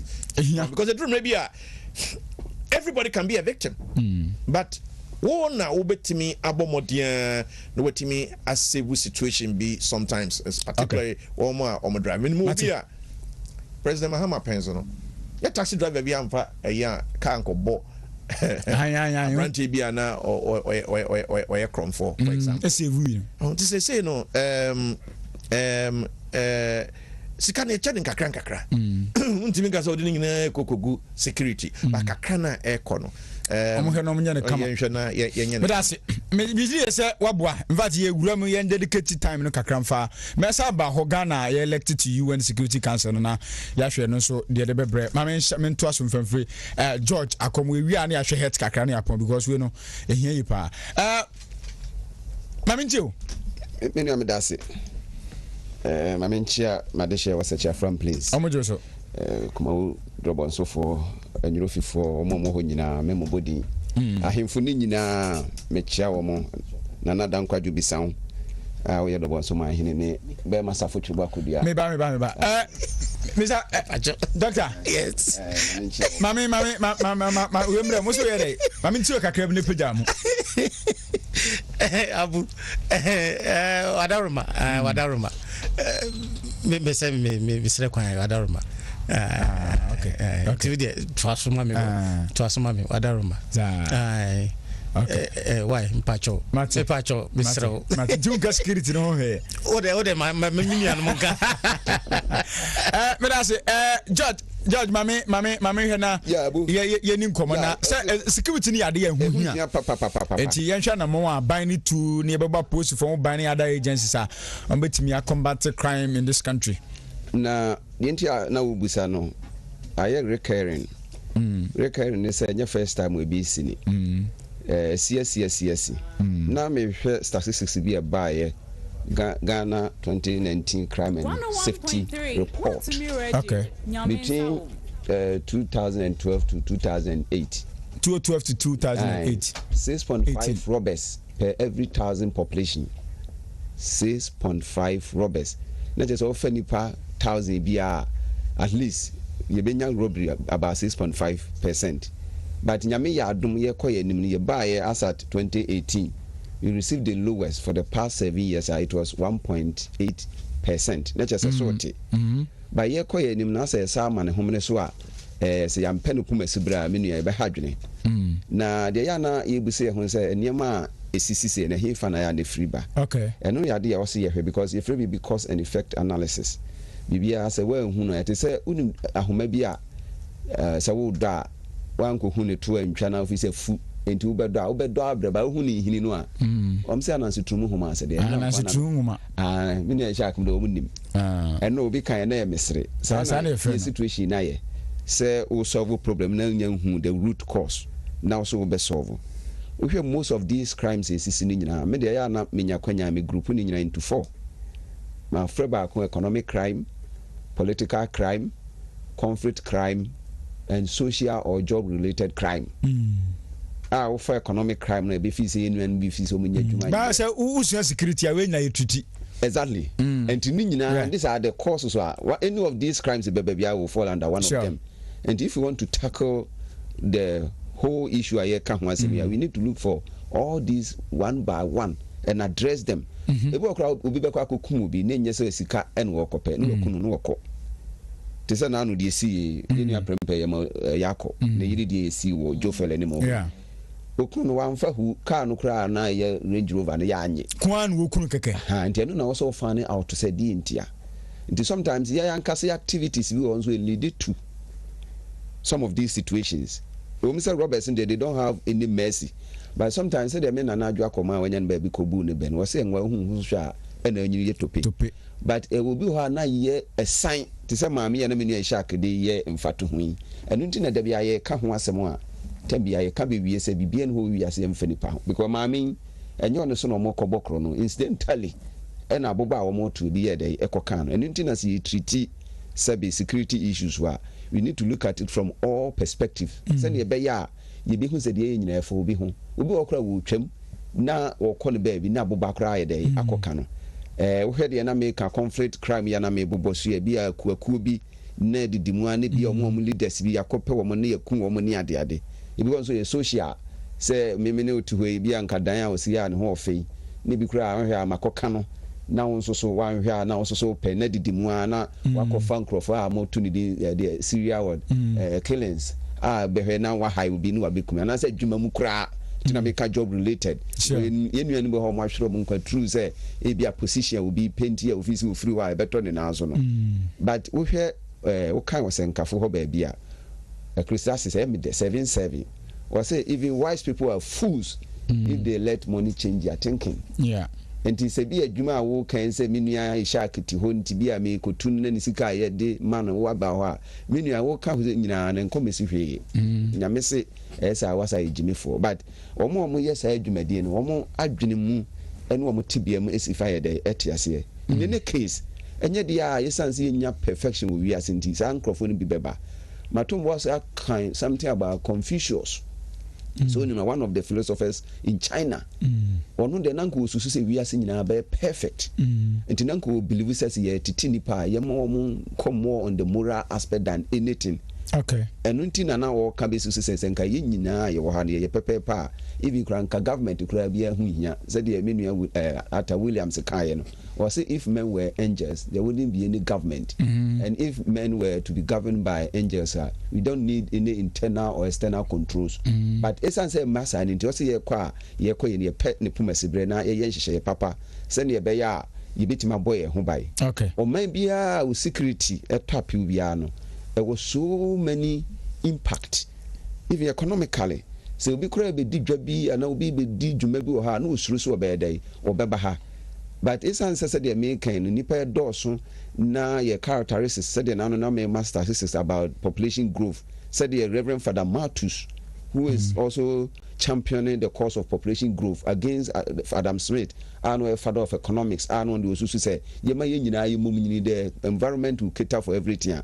I still believe say population need grow na yenya the direct or the commensurate growth of the economy and yama ba akuma be the ebeba and he was also making reference to the fact say tem bia eni pe doors bia no crime nso so be koso because nipa ba no say one pekwan bi so antete wo mo adwin mu anye fine na wo musuba anye kama we expect say some of these things beba but enu no ba wi a kwan ye be fa so asia no enu no the most important question was say ye bisa aban bia ba o ye na famu de tu ho anamon wo MPP ye ba ye niam a ye de gu akwa mu se ye hwe se security no hu nsensem no ebe kofom a bebre but da bia ye da sori a koso wo hwe se de na menu Aisha make reference to the recent launch of the national security strategy ade na efe no kra di dimunti ni yasa change some of the acts ayewo to say Security and Intelligence Agency Act 2020 Act 1030 you hear say be biem nature security aspect ye wo no akọ nanimu a nature aban no etu anamon unim say BNI aka ne na mo friend say ya change the National Intelligence Bureau one investigative aspect of their function ya tie free ho as say ye hear say they will be more concentrated on the intelligence aspect. Na they are having ni say ye no tem bia asem ni sivia ene ye kopa ne puma sivia but say asem ni so si na ye per evidence na kwa ebo achi bidin because if you the court to cry any crime related issue you need about 99% proof and san ye timi agina so abu bi aten enu nti na meme de tem bia as information systems expert minya kwanya ba bia me kasa fria ne say it's hard times you change the modus of operandi of the police service said the akromfo no so change and omo etu anamo no yes adwan so se omo suba no we need shark master very perfect one so we the UN standard of policing to human what they say population ratio say ne nipa doso we police population and nipa ye dey ka ho yentimi meet that standard that is why I always advocate say we have to move away some bit of human to human policing now you move into more of surveillance systems. The rare time situation of policing and as I say also you took one among and until I am a boy a mampany abedi echaba so de bia say kofa bai and ni so adi hu so we ye na dwen say this digitization agenda bebo man mu na dwumadi bia ba na be ka ho no ye started sa fa project minim say e kosom Sabre, we are supposed to deploy about 700 and something CCTV cameras. Yeah. We mun ne bebo and now it say ababa will be on ababa will be co hotel. The CCTV footage. Ama ye some bibia ye bitime ginaso. Enti saa nneɛma a yɛka nyinaa me deɛ megyina so aka bɛsi sɛ yɛanhwɛ the aspect of the surveillance system a ɛbɛma yɛ real-time monitoring sɛ yɛfrɛ biribi internet of things ne sɛ dwumadie bi a yɛdi biara device bi a ɛwɔ wiase biara no yɛbɛtumi connect it to internet so that we can read. They say bullion van movement near there. Do they track the movement of the vans? No. Can bullion van akɔ physical aircon? In a more sophisticated way, you need to have these cameras. Any other systems, a bit more track signal systems. Somebody can signal them and crophobia. It's very, very important. No more. I remember a typical example. Nano bus is here, Nam Coins. Say will be coffrey. What farmer may be pairs. Into a fan sanwa. Senkobesi suhuma also Messi actually no sin titama mu medruk masiko anu esiko. But instance no more track card into fire. The what they say the automation room no and that's what more tracking no it me Fred driver and say who drew police station gina mami say na suma si say wakofa mami ba wakọ ya na ya yire no o ya so obesi na se yensi ha tenem yanko yanim yensi ha ne say da bia mo be yi anam wasikwam obi beba be dru kuma se no de ne saguneti enti de my advocate say their mind be break to anamon they are very, very important because you police for to do a community policing say obi abeba be gina baby. There are some places here crime prone areas and you better track real time when you siniso sa ma ye tracking when say 2/7 ubiquitous I war policing muno ye de biba ha bebo wo sorry anamo ye bibi wa manone a 24/7 that is what I'm talking about time and place shift say uti bo anajo 1 AM kurana pese odi djuma wo ba bia enkrofo te ho a omo betimi no wadi ankita ho because everything is monitored enti amane bebre ho as say omo to omo nkro ni the smart city pan e to fom kura omo bete because sense ni pay change omo su na djuma dia ye die ne sesa no this is where you have to go them say the market say every nation as they say oh build there you cannot take away the soft infrastructure that is the ICT and other digital systems no every mu da bia se yesi saa na be ye no a enipa bekum akọ yenhu wo ndem de ene sai me de se ye gusu a yesisi na wo besi no nipa nso so adwenbọ ni nti na yesisi na fe ne binum nso so edi niema ekọ akọse no mefa kwanya so asre se saa cameras na yesisi no yemma ba installation no so bi se ebehwemi ebeye mi se ni nti me ne hu say there is another way a da bia maka meka ya no omo sreme say saa drone technology na baaye no amakwawo enye se de be fa no from amena konom ne ade o is one of the ways that you timidate track real time situation enkrofo fa moto no omo tu no omo ko we can deploy some of the drones some of them have high density cameras here if it's a panel that hokre be hu so that we can monitor and clone them within the vicinity assembly here day esi so that we'll be tracking this is what me chrome do bonso ha if you kumawu ekosi me chrome do bonso fie hoyi so we be you be no do forest ni mu a say ya obi hunu kra no gwachi bidi on ka say me bi ye nua police ni ko ni tu wo mo but ke ba ene yetimi akọ surround the environment no ne bia sa drones we monitor ba bi o mo hye bia ye betime hu ba bi o mo hye at that spot say o mo kọ dada o mo kọ hin otu ya no within that time no and you can the responsiveness of the okay police. Okay incident nesino ni amoma ba na quickly obi frɛ ya you betima capture ho baby o mo nenam bia you betima montani ye ka o mo hia sane me nua no mo we sure say post from penfo tie sa program very, very important some are come speech on cyber security or police Ashanti region here and I have advocated for some of these areas e betima gina so na we kwa nka e be bo mo madwuma na simple kra ba bia be si bia quickly no maba ni aba say the ye we dia mo di at least no kwase mu say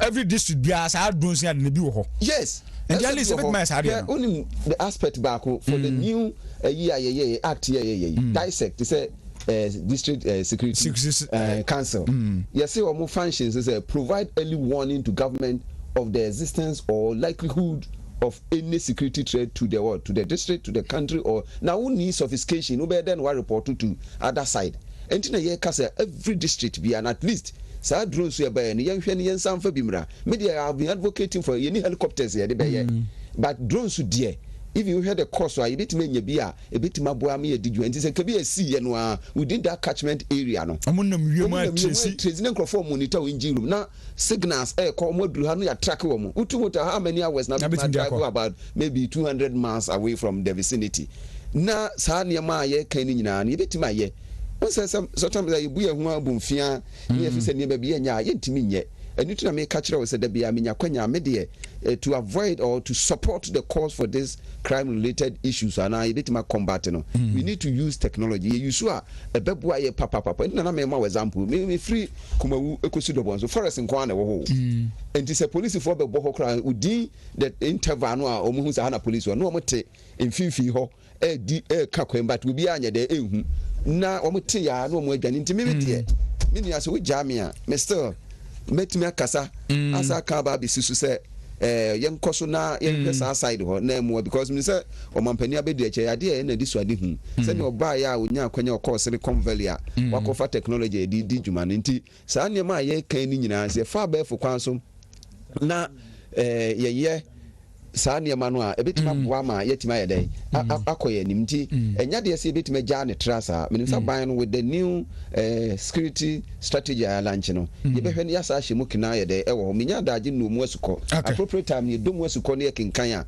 yɛso yɛbɛfa solutions ana yɛbɛma recommendations ɛbɛboa I still advocate sɛ yɛmfa abɛɛfo kwan so ɛni yɛ adwuma ne mmea bi a ɛhɔ no yɛ crime prone zones no yɛma real time monitoring na yɛnhwɛ akwan so any ade efi se BBC antentem no ano yebetimi akwaba na yaya police system said the name is Ishaki meba Wontumi 101.3 FM na fe Wontumi TV so na mo hwe yegusu obi kura de aba Facebook or Samuel appeared you say they are all using motorbikes it should be banned. Can we ban motorbikes in this country? And my next question is so mo de sikane ko mo dimirika no. Is it the best way? Because we dimlika sana pipi ne de chesa no. Me yana me is it the right thing say post need scare kwa mu dimlika sana siren de che no. Am for so mu nko na mu ya imu ye better. Ka me kakra ba ha be wi ho na kam be ba wi. Say governor advocate and our proposes yenko yi currency. Ye hwese da chi bia ye sika stem ni nyina na ye de be fa abefo kwan so. Se ka wonam ho kura no. E da me take some kind of survey bi me call magazine me ka se me mfa kapre kura anya dai ento me ho me ko mitimi di me dwuma di bia wo mobile money so drew time a me to ice water e ho na koye boachi bidi but so omu nyina ye momu nimde na omuti asese ana beboa yade a ebe masa bullion van a ko fesika na be kwabrane tim eni ade no I think say they also need to look at how they can do interbank transfers enye chinchina say individuals bi ebekwa akotena be ni abo sika no polythene bag ma ni yabetam ni nyina no I think we can still use the e-wallet system na yetimi their transfers ka customers omko gigi sika wo mo ho no also am susu timi mo education say bia wunya sika no a inse say bia boju awaye obem ya beye no mo famfa mobile money ni so na emra meto account no the same we say wo fasa akwa no so a ebeboa masa bullion van o mede namo a da bi obi ahu se twam om ni se sika na ayema ebi okra ekohwe asekura na nkrofo take advantage na omo yiyi musika nti se ne wo kan ho na me ka ba wi abefo kwan so se ho any one of the areas ya ye faso a ebetima ma bibia ye di bia no atokwam motorbike ya wo kan se base ye beba ne a no we need other regulations and na se mra hodo a ye beye but bia numbering omo activities to say be able to have na number mo hu no mo de nam no mo tima twam no mo afo mo hu adi enu ya de a hu pa say wo say ye tu hu na mo because so at least ye timi kura nya number no e be tima track the license say sa motorbike na ma edidi mo am ye nya evidence bi e wo hu but we wan say o mo de kosan but individuals no we need to be very cautious so the na me no ishak can at least so we na mo na hu strange people bi a ya na wo say we try say we be but community no a team no they ma catch them growth Ghana obi an fashion obi na maybe obi an check obi exactly nipa oba area hey wanti ha nanim ye foforo ni movement ni ade esa listen na time ni monitor because wo mo safo na be monitor ni ma no mo information ko wo hwa na be robo ni akum nipa no me de ko any other people who are more through irregular immigration or more better ha a bit ha or munina or dear wa nina no ye koso ye ka ho asem because encrophobe bre or more better ha na no na me festa is munisha e da ye be ba ye be ka ho asem mebo so o mo mwatima fa on approved route said na wo kana better bebre ye ni mo identity ba o mo ban so ye ya nka ye be watch dogs no ye ya no mo nam obi nam kra obi amfo obi say obi anya vigilant biem na de ayure hokra ne se wo be kase wo betu ho na mo no ahwe na nso so wa ba be threat nti say obi a dwene ne ho hwe ne SCT say ye papa prof bene obi a wasua de na mranti a wo ne mo akofa mobile phone 300 Ghana cedi won say we nim nyina ye ne ma menua e hadwere pa nti ye koye nim no e wo se tambia ye mra no nso so a some of them now becoming billable no say ho nso so na ye shemu kina say ne be ya some of the punishments they be mo no be so deterrent ye koye nim say with this new strategy any other deployment ya be with regard to information systems le bebo ameso ati ba ye nyina nso so ye nya watch dogs within the vicinities ya nso so ye dey eti but I say George akom get as papa mami ke was nyane obedu no ocho ba bi o ha meta ko edu na medwane free ho but the message tintia ba I'm heartbroken and very sad since yesterday with regards to Jamestown daylight robbery and killing of 2 innocent lives. Media source rest in peace, and I'm pleading with all security agencies and citizens with any information to do with the maximum in bringing the perpetrators to book. Hashtag let's all be citizens, let's all be security conscious. Wishing lawyer Alfred Tiayebua good luck on his vetting as Deputy Minister for Attorney General and Minister of Justice. Regards to Awo Banahene, Onabola Kwesia Miachre, Onabo Bafu, Nana Islab, Nana Islab Okodia, and all original executives. Mamike, Medasepa, say Ghana is the only country which doesn't check the cause of crime, but want to fight crime as it happened. Where na they are to the mintiminka gambo ni they are to Facebook no somebody dey my account say motorbikes no say you twam kura and say I don't know mo dey say robbery no akra rosempa Dr. Jacques enia na mi busa sa van no mo di dimrika bebre say because what this scare kono yeah post phone su di chena sa we I know mo no create something for this so-called armed robbers for it to attack woman accident. And I've say it's continuing phantom ricasa namsa. And I'm a June to pa minim. You know, dear, me sure say, and sure that your problem, Cassiasa. Say, say, emergency alarm tea, so will be a Timmy more quina, Wontumi echo. In fact, even we home here by bullion van. We bullion van. I don't think this is. It says a pickup view for the more I build a bullion. Not to my knowledge, there any Bank of Ghana, Diana. Exactly. So. And even one more cry no Montran, ne others no cry no. So more bar, pim. Your mom quite more made. If we say it will be scanning a deco, it could also be also dear. So and the 100 year mean who say a DBA header a hadrin. Yeah, it's just a minor issue. Now Jada Como can say you're monitoring about drones tracing since Abia a doom ebia safo incident na si ho e ho na no was drones in area ha quickly bet my call no ma petrol area because that time na the camera were able to capture that vicinity no near Timatrus for I think it's a nice idea the police going forward as a country as adopted that system. Me feel said deployment of technology a key in all aspects, even in terms of forensics. So say omo change the way omo operating na e kwan be na obefa so a ubetimi atiase ye kwan obefa so obetiase and I think them the police headquarters Accra I don't think region e were forensics pointer omo bit me I don't know I stand to be corrected so na esie na yetimi akosin akoteki enema e dia collab yeah analysis near hunu sa na nyina wo okra na crime obetimi a commit crime no be about 10 times or even more.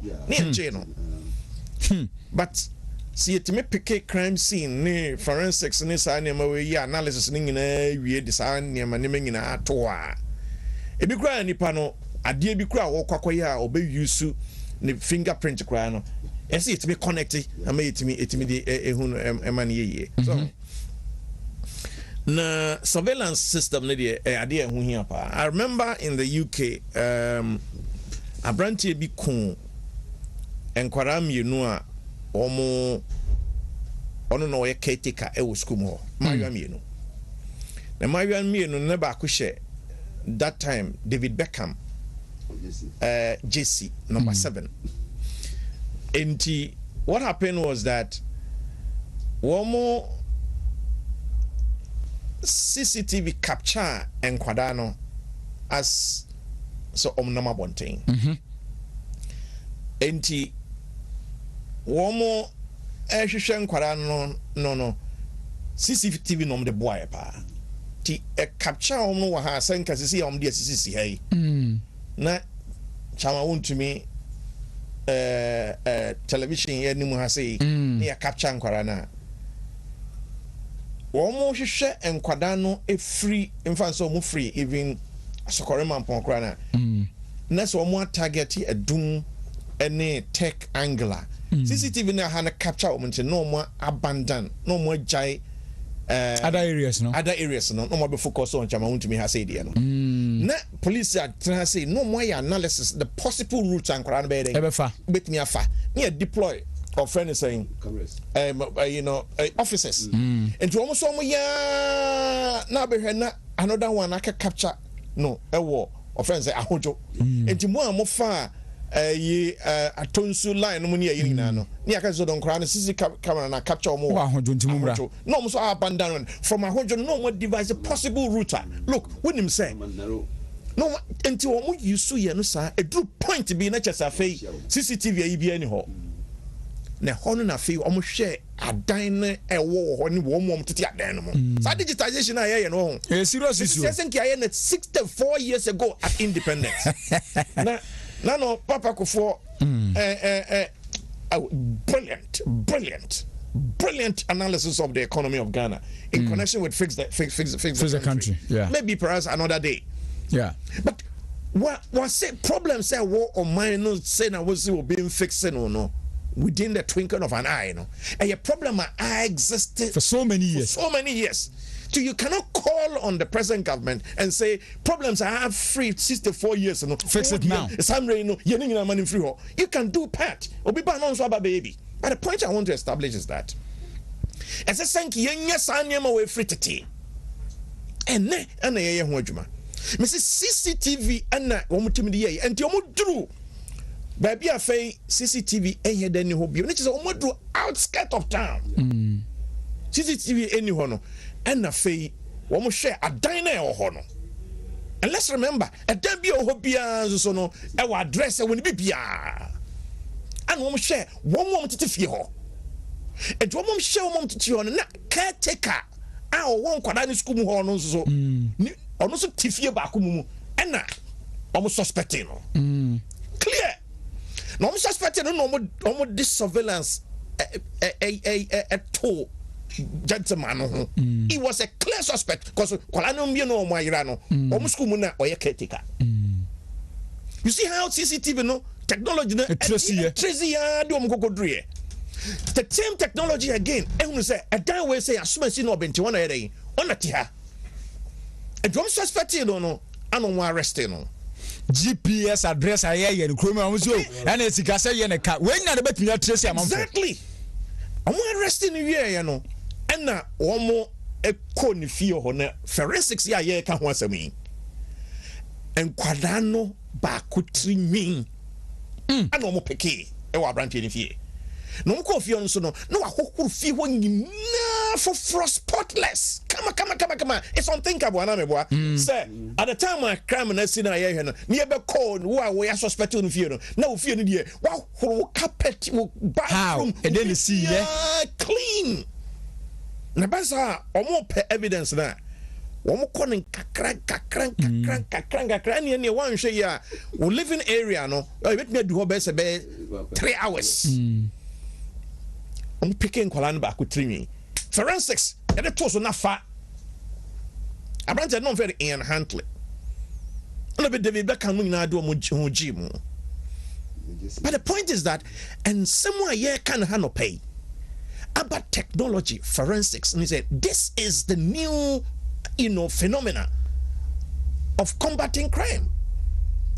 Ampaniapa Abrante no you jelly no come pa. So I just say you don't see share and nema ekoso ewo amamfo emamu na we here na say Dr. Muhammadu Bawumia yewe ya no be tuna yampia. This is the real issue. To transform the country. To transform the country. Now your man for the taxes. One guy say a friend saying a digitization is all about revenue generation. A multifaceted approach. I think it's about time we praise where it is due. Na enipa no kwa world champion de no. Why encouraged? No, but you don't know why you not for budget. And I agree with the NDC friend. I mean, I can put out his name. Be vigilant. He said, look, why is it that MPP more digitization no more fa sika emuremu na mo making sure say at shortest possible time. I think it might impact. Why and I don't think that the next 2 years and you can say yetime bomodi and say you be leveraging across. So and then also even look at possibilities even the year 2024 crown what the national ID and that we are not going to spend over something billion to do Ghana cut whatever and this is $7 million in the koji is free American elections and if could be a who can boy na $13 a rubber Mensa buy and what they be around the $7.50 to $8 but see it me a use national ID there at Tuaba for example. Wontumi radio. $5 no crana a year world benchmark no crana. You bet me a bit $5 per head. And first our digitization of the economy a bit me the and for one a countless. So and be a year who say it's me bueno. Let's see a factor. But I say, kakra bi na names security na in this mean discussed. Be man phones kakana on my be maybe share Ghana elected to UN Security Council. I think they a plus edema this country. And more just see the man is really an expert. The government should kindly look for him. Expert for no more. Kofi Ajiman black man was say was sharing wa pig farm. Charles Mensah say also sharing wa kra. Message in my castle the Facebook wa Wontumi TV or Facebook or can be at the amount and send a free call messages in the door so papa in Shaba America for my Sherman constituency. I think the time we allow some big military men join the Bulan van where the police was going on duties or full conveyance should provide for them. Okay, the rate of killing innocent soul by the armed robbers is too much. Greetings to Honorable Alhaji La Baran Yakubu Barry and Salam Mustafa. They are also the Abano. Say Arahusem Pani Ghana wonder shall never end. Nice young police, what rest in peace. Komen Sapila, they are also the bar, yeah, EB, I don't know. Anthony Emisa, good morning. I'm watching live from Asenua Dream House in Kwabre East. Yeah, say Ochia Honorable Jogati, former railway minister. Say and announce you on his birthday. Okay, any only second premium the cash basis din dey free was you here live for University of Education Uniba campus. Yeah, that's a pa okay akom mama me for kakra be na mini ko ye sa enumunyam say ya say Ghana dey awuram UN Security Council no nkranse ben na dey man then e catch us of mind then yen so yentimi nya better when we dey e ni gisem kase pa na me na na se dimpa enti na echiche din enti edimpa yenya Ghana enu ntine ya ma yenso akwanya se ye meserve ewo sa council ne so na sede da bia ya ye kano ye se odifo bia enu munyam ne krom ndiye ya wa ha de efisi o man sebe ye nko ba bia ba da bia nkrofo so ade etwampo a omse we are the beacon of hope ndiye ya wa ha no de nya de ya sa na ye beka because efisi se ne ma ba akomienu bi enko yie da bia ya menya kwanya metaka se o man chichire no se de ye nyina ye nimu ankrofo kra de aye mantra se Rome was not built in a day enya dakope ba niema ba akomienu miensa bi wo ha efisi se ye we would compare other countries, especially when we come to African continent. Your boy a homody. Into we know ye say a yim kunanshe emma ye wo manum. Baby I bedri because here vote to cry in ya na me fekwa. Now no mean bad bonkomono. Na me tie keenly. I was so happy about the fact to say na o Bogana Basso, especially opinion with Dano, ya de nyina na do dan Kwaku Fado. His Excellency say ya shen say any munyam. Se wona ba wo penso anko ni beji o enti sabri aba ne penso no enimu nyam ye hwehwe Ghana ye de adu sa dibia ne da tepi etuna mi bu bene se odifu bia ni o ni munyam wona di ma to de bu ha se ye se odifu nso ni munyam wona krom eno ne ye hye nti ye de ye be hye but se wo de ofisi se wo hunu ya ye de ye hu nipa de ye se de ota no osua wasa wo chia ne pa enti nya de ya wo ya de papa kra de ota wo de wo sa wo sa boya no no se super no de kwa ha Musa boy no super we cry ya de anka o man nyina na anka o sanka ye bose and it's a right time say sabi some so for no ne o mo aka no so de so ko sinya o mo discuss asem yo debi na one menu apani kasa mampo MP mechia no menu Ampratwum mechia no pa deputy minister for designate obadwuma pa mechia no pay o kan sem bebre say enye nipa nyina kuranas we di bibia nim na ye pe bibia ba fia ye de ba e de se wo kwaje bosi a wo ba ko bosi a bo a ye mane da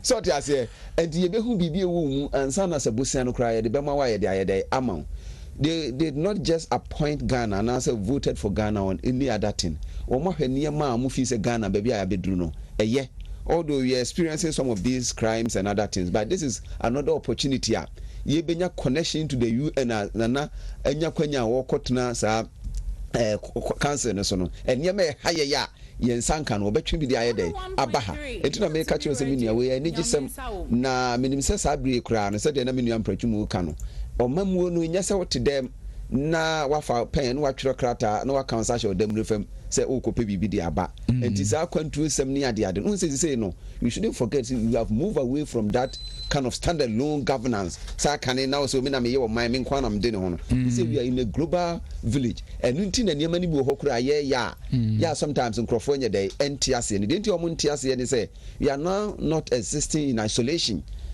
Some of these conventions, any other international laws were a guided governance and nyina ka ho nti na niam ye no sometimes as a son as you to anamobia and nkrofo no but I'm so happy say Ghana yenya kwanya ye kwako serve on this council and it's very historic and it is so good say ebema yenya international recognition say ya gidi dada no security adabia yesu hu this opportunity no will also enhance our security system so any the any can nyina ba bi hia say the launch of this new security strategy no so do mama na mama nko homa so bra na me ne enka na ko pani na ba Ashanti region we original police commander wo Ashanti region me papa prekope COP Ken yeboa e wa homa so me ne monko kakra okwara yes sir masa ye ni fast power mama ya ni fast power who on from him cry the issue of killing ne yakumu yatoa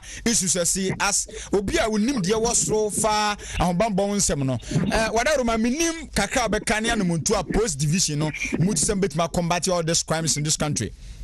Okay me that kisi ni igusu ye hu yetu anamon be free ye di kwa be fa so e beti wo na sisi ano mi e besi amanfo no se omu emma omakomantu se ebia age enema agensemu igusu ayeye mi beti mi bia de abo amanfo ho ban sisi amino kase kan bi igusu ayɛ ho adwuma kumase deɛ no so ɔmo gu so a ɔmo yɛ ho adwuma akadeɛ biara yɛde ɛsɛ sɛ yɛde ma ɔmo yɛyɛ na afei so sɛ obi ma yɛ information bi a ɛsɛ sɛ yɛma no yɛbɔ no aba so anasɛ yɛma no reward no ɛno so anɔpa yɛ kɔdi sika bi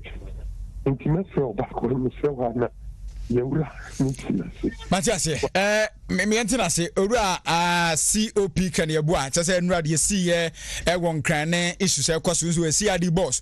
And for now, no money, IGP crack taxi, almost say, and Menuya, Womohana, Nipabon from Kudis, Wono, Mra, and woman in two say, the home current Mrs. White say, and a pair of Ashipa, but before say, a break couldn't be Yana devil match. I was answering someone, it's Minia, Twasona, it's Mamma. I mentioned no say madam for no na me come seminar speech no no na that time where Ashanti police commander okay no peminia Ken mesa no wedi enkomo after the program enti me no dey make ba be sia ne say we dey asem de enti ye bebɔ mpa ye se ebi nkɔ ne bi nsa anya dai na ye mpe ade foforo be sa hye ye say ye di ana na aka ne so ti Ghana di ana ye football say football na ma ya gidi say ne ma say ye ba ni nyina ma ye kɔ the limelight of global dispensation ti ye de ye bebɔ Ghana nyina so aba so no mampani ya hye ni nkuna say o mana ba mumu ye nyina ye face country ni together and na no hwennua na ye dua ya na kyese sa na mpese obi a say obi a de ne ho jim no se be face ya yemfe ye ho nyim sa bi na yentimi nkɔ ye nimti wo de Ghana ni etri nkwa o mampani na do dankwa his excellency ye bona baso pa se ne bre so na ye nya sa opportunity. Thank you very much, George Akom.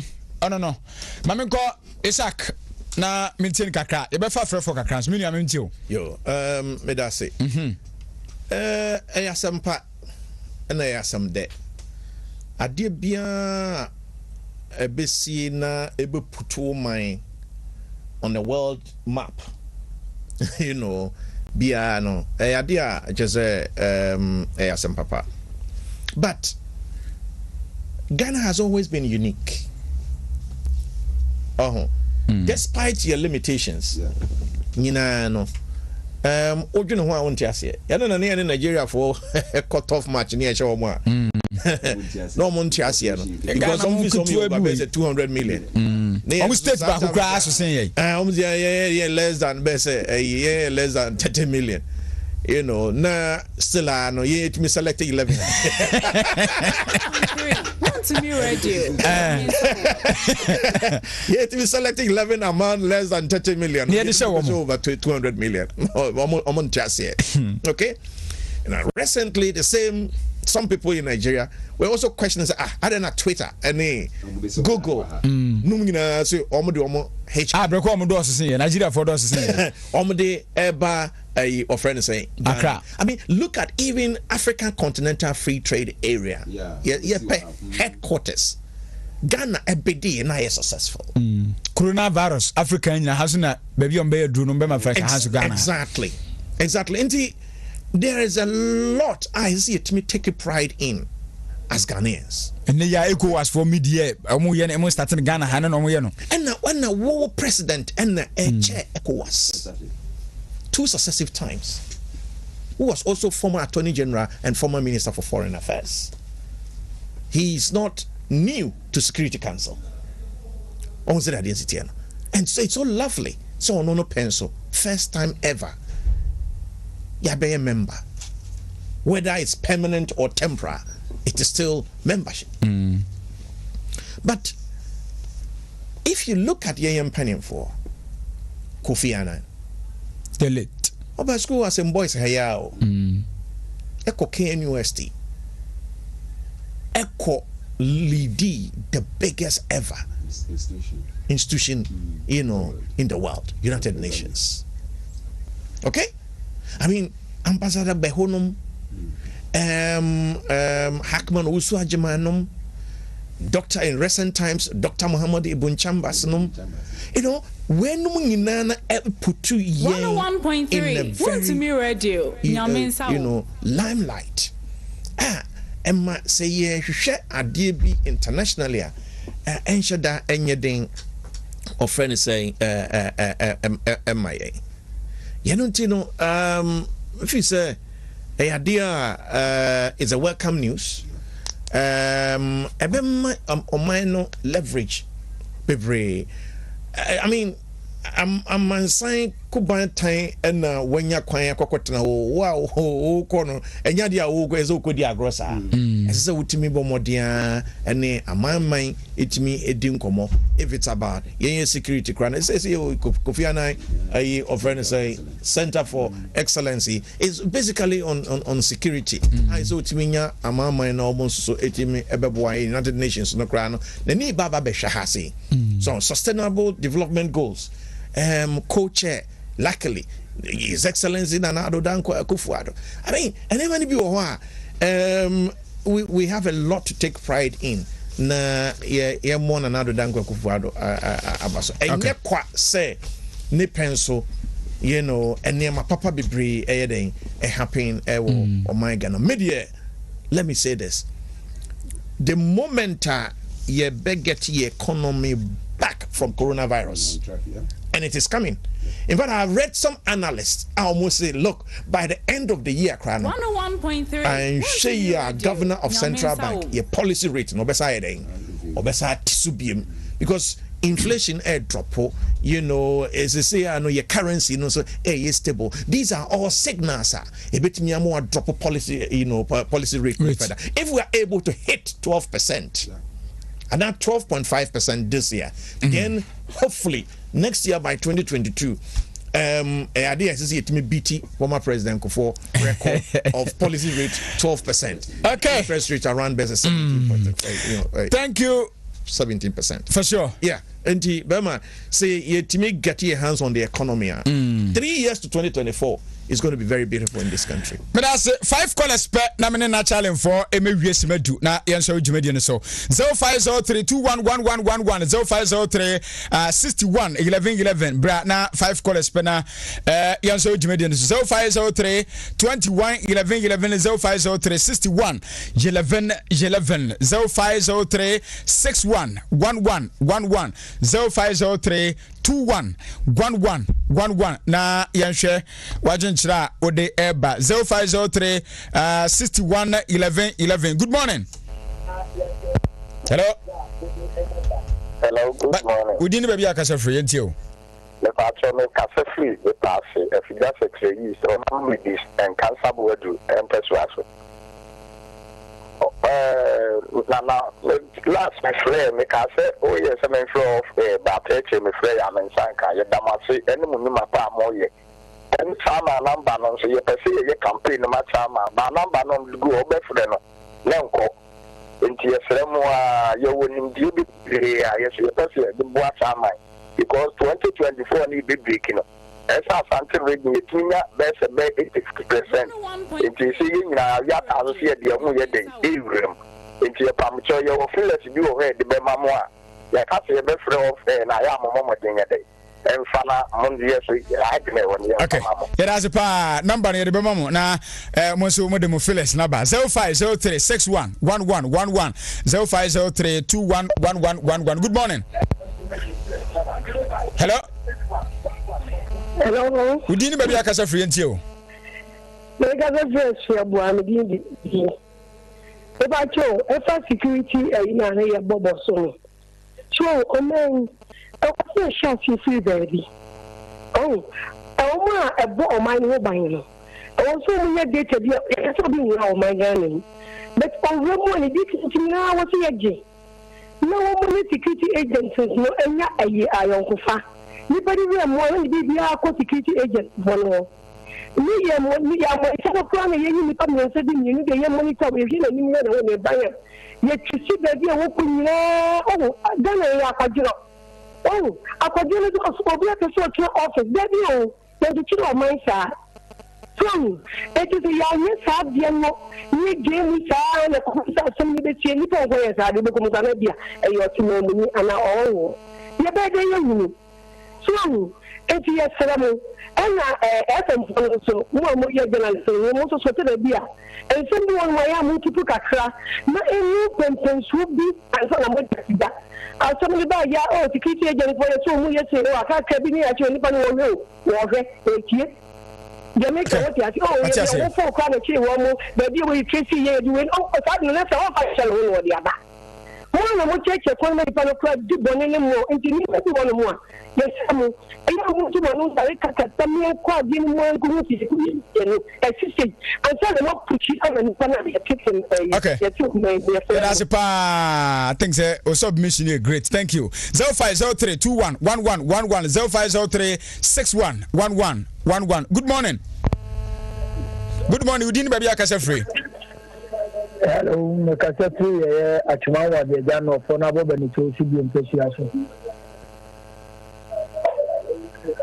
ache yenti o unya bade ana odamo yenti o na amafo gina okon so yo security agency na mo kan na pete me de tiane say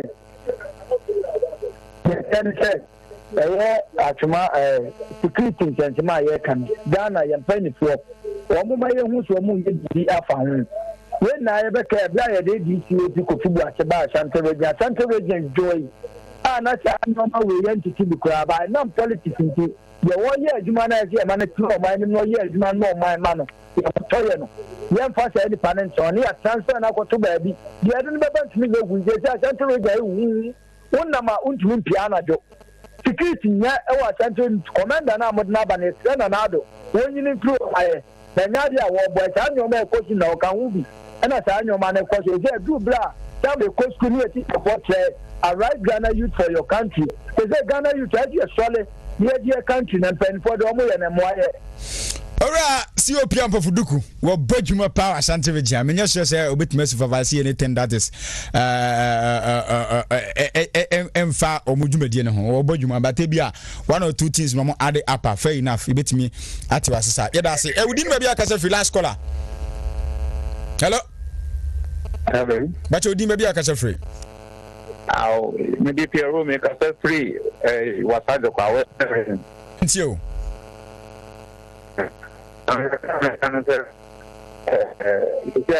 security we no they are not going police for the nya omo kwan mo omo etu no omo nto this time omo watch from nti ama venenso omo anwo be venenso omo nda vetere omo so me ye mo omo ta no the city no na ibu ye na etu no omo na etu ni bi me fere be ya be kama ama okay Yada say afrefo dem ase ejidi ase bia mbe fresh but ye fancy answer na yento asu shak yes last submission na yempede mu my men of free asu ebo ano very fantastic contribution but on the side of the media no I think that I have something to add no ba blame media no and that is police providing updates. In fact, country has a incident. Yes. Oh, country has a it's almost nil. It's almost nil. But elsewhere, major issue like this, no. 24 hours, then there is focus. Any minister for defense, we are not call a minister for interior, minister. No. Police commander na nkasa. First hand updates. And you say no, but say one more communication bureau no, and then the head of communications within the police service no, and providing updates. As for media people, Tambiano or best speculate. One would they and yes, I agree with her, but to solve that problem, then they say, you want to say, as I say, police, they give you out information, update about the happening. Yes, yes. Every 24 hours. Say, woman say a culture say, police be providing updates. It doesn't even matter. Say 24 hours, and I say 3 days, and I say 1 week. Okay. Once there is that culture, say updates a bebano, and yet media no be speculative bebree. Okay. So what I say, so that omo report accurately as also reported by the security agency. Okay. So and I think that part as a police for any.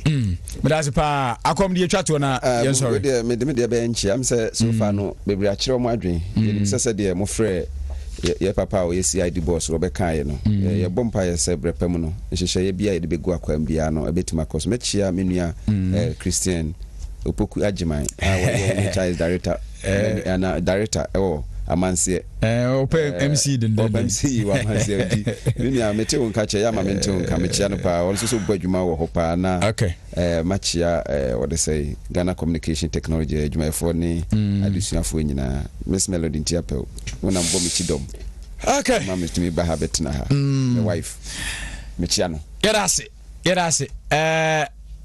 yapon the be my dish and stuck on my before. And now tell me no pay. Okay. Thank you very much. I was for your name. Ora Isaac Chei Robe we will be at Nyamian Ukraine ba economist now a be pa basika semun kwenta buo no a nanim de osro test con na patron Mrs. Bio test con no one a patron and pay a boy ye pa na fi menua Georgia Common so registrar ewo Ghana Communication University. Nyamishaw and pay my boy Emma Yedin Komo Ewaha. Madame Hona Maba.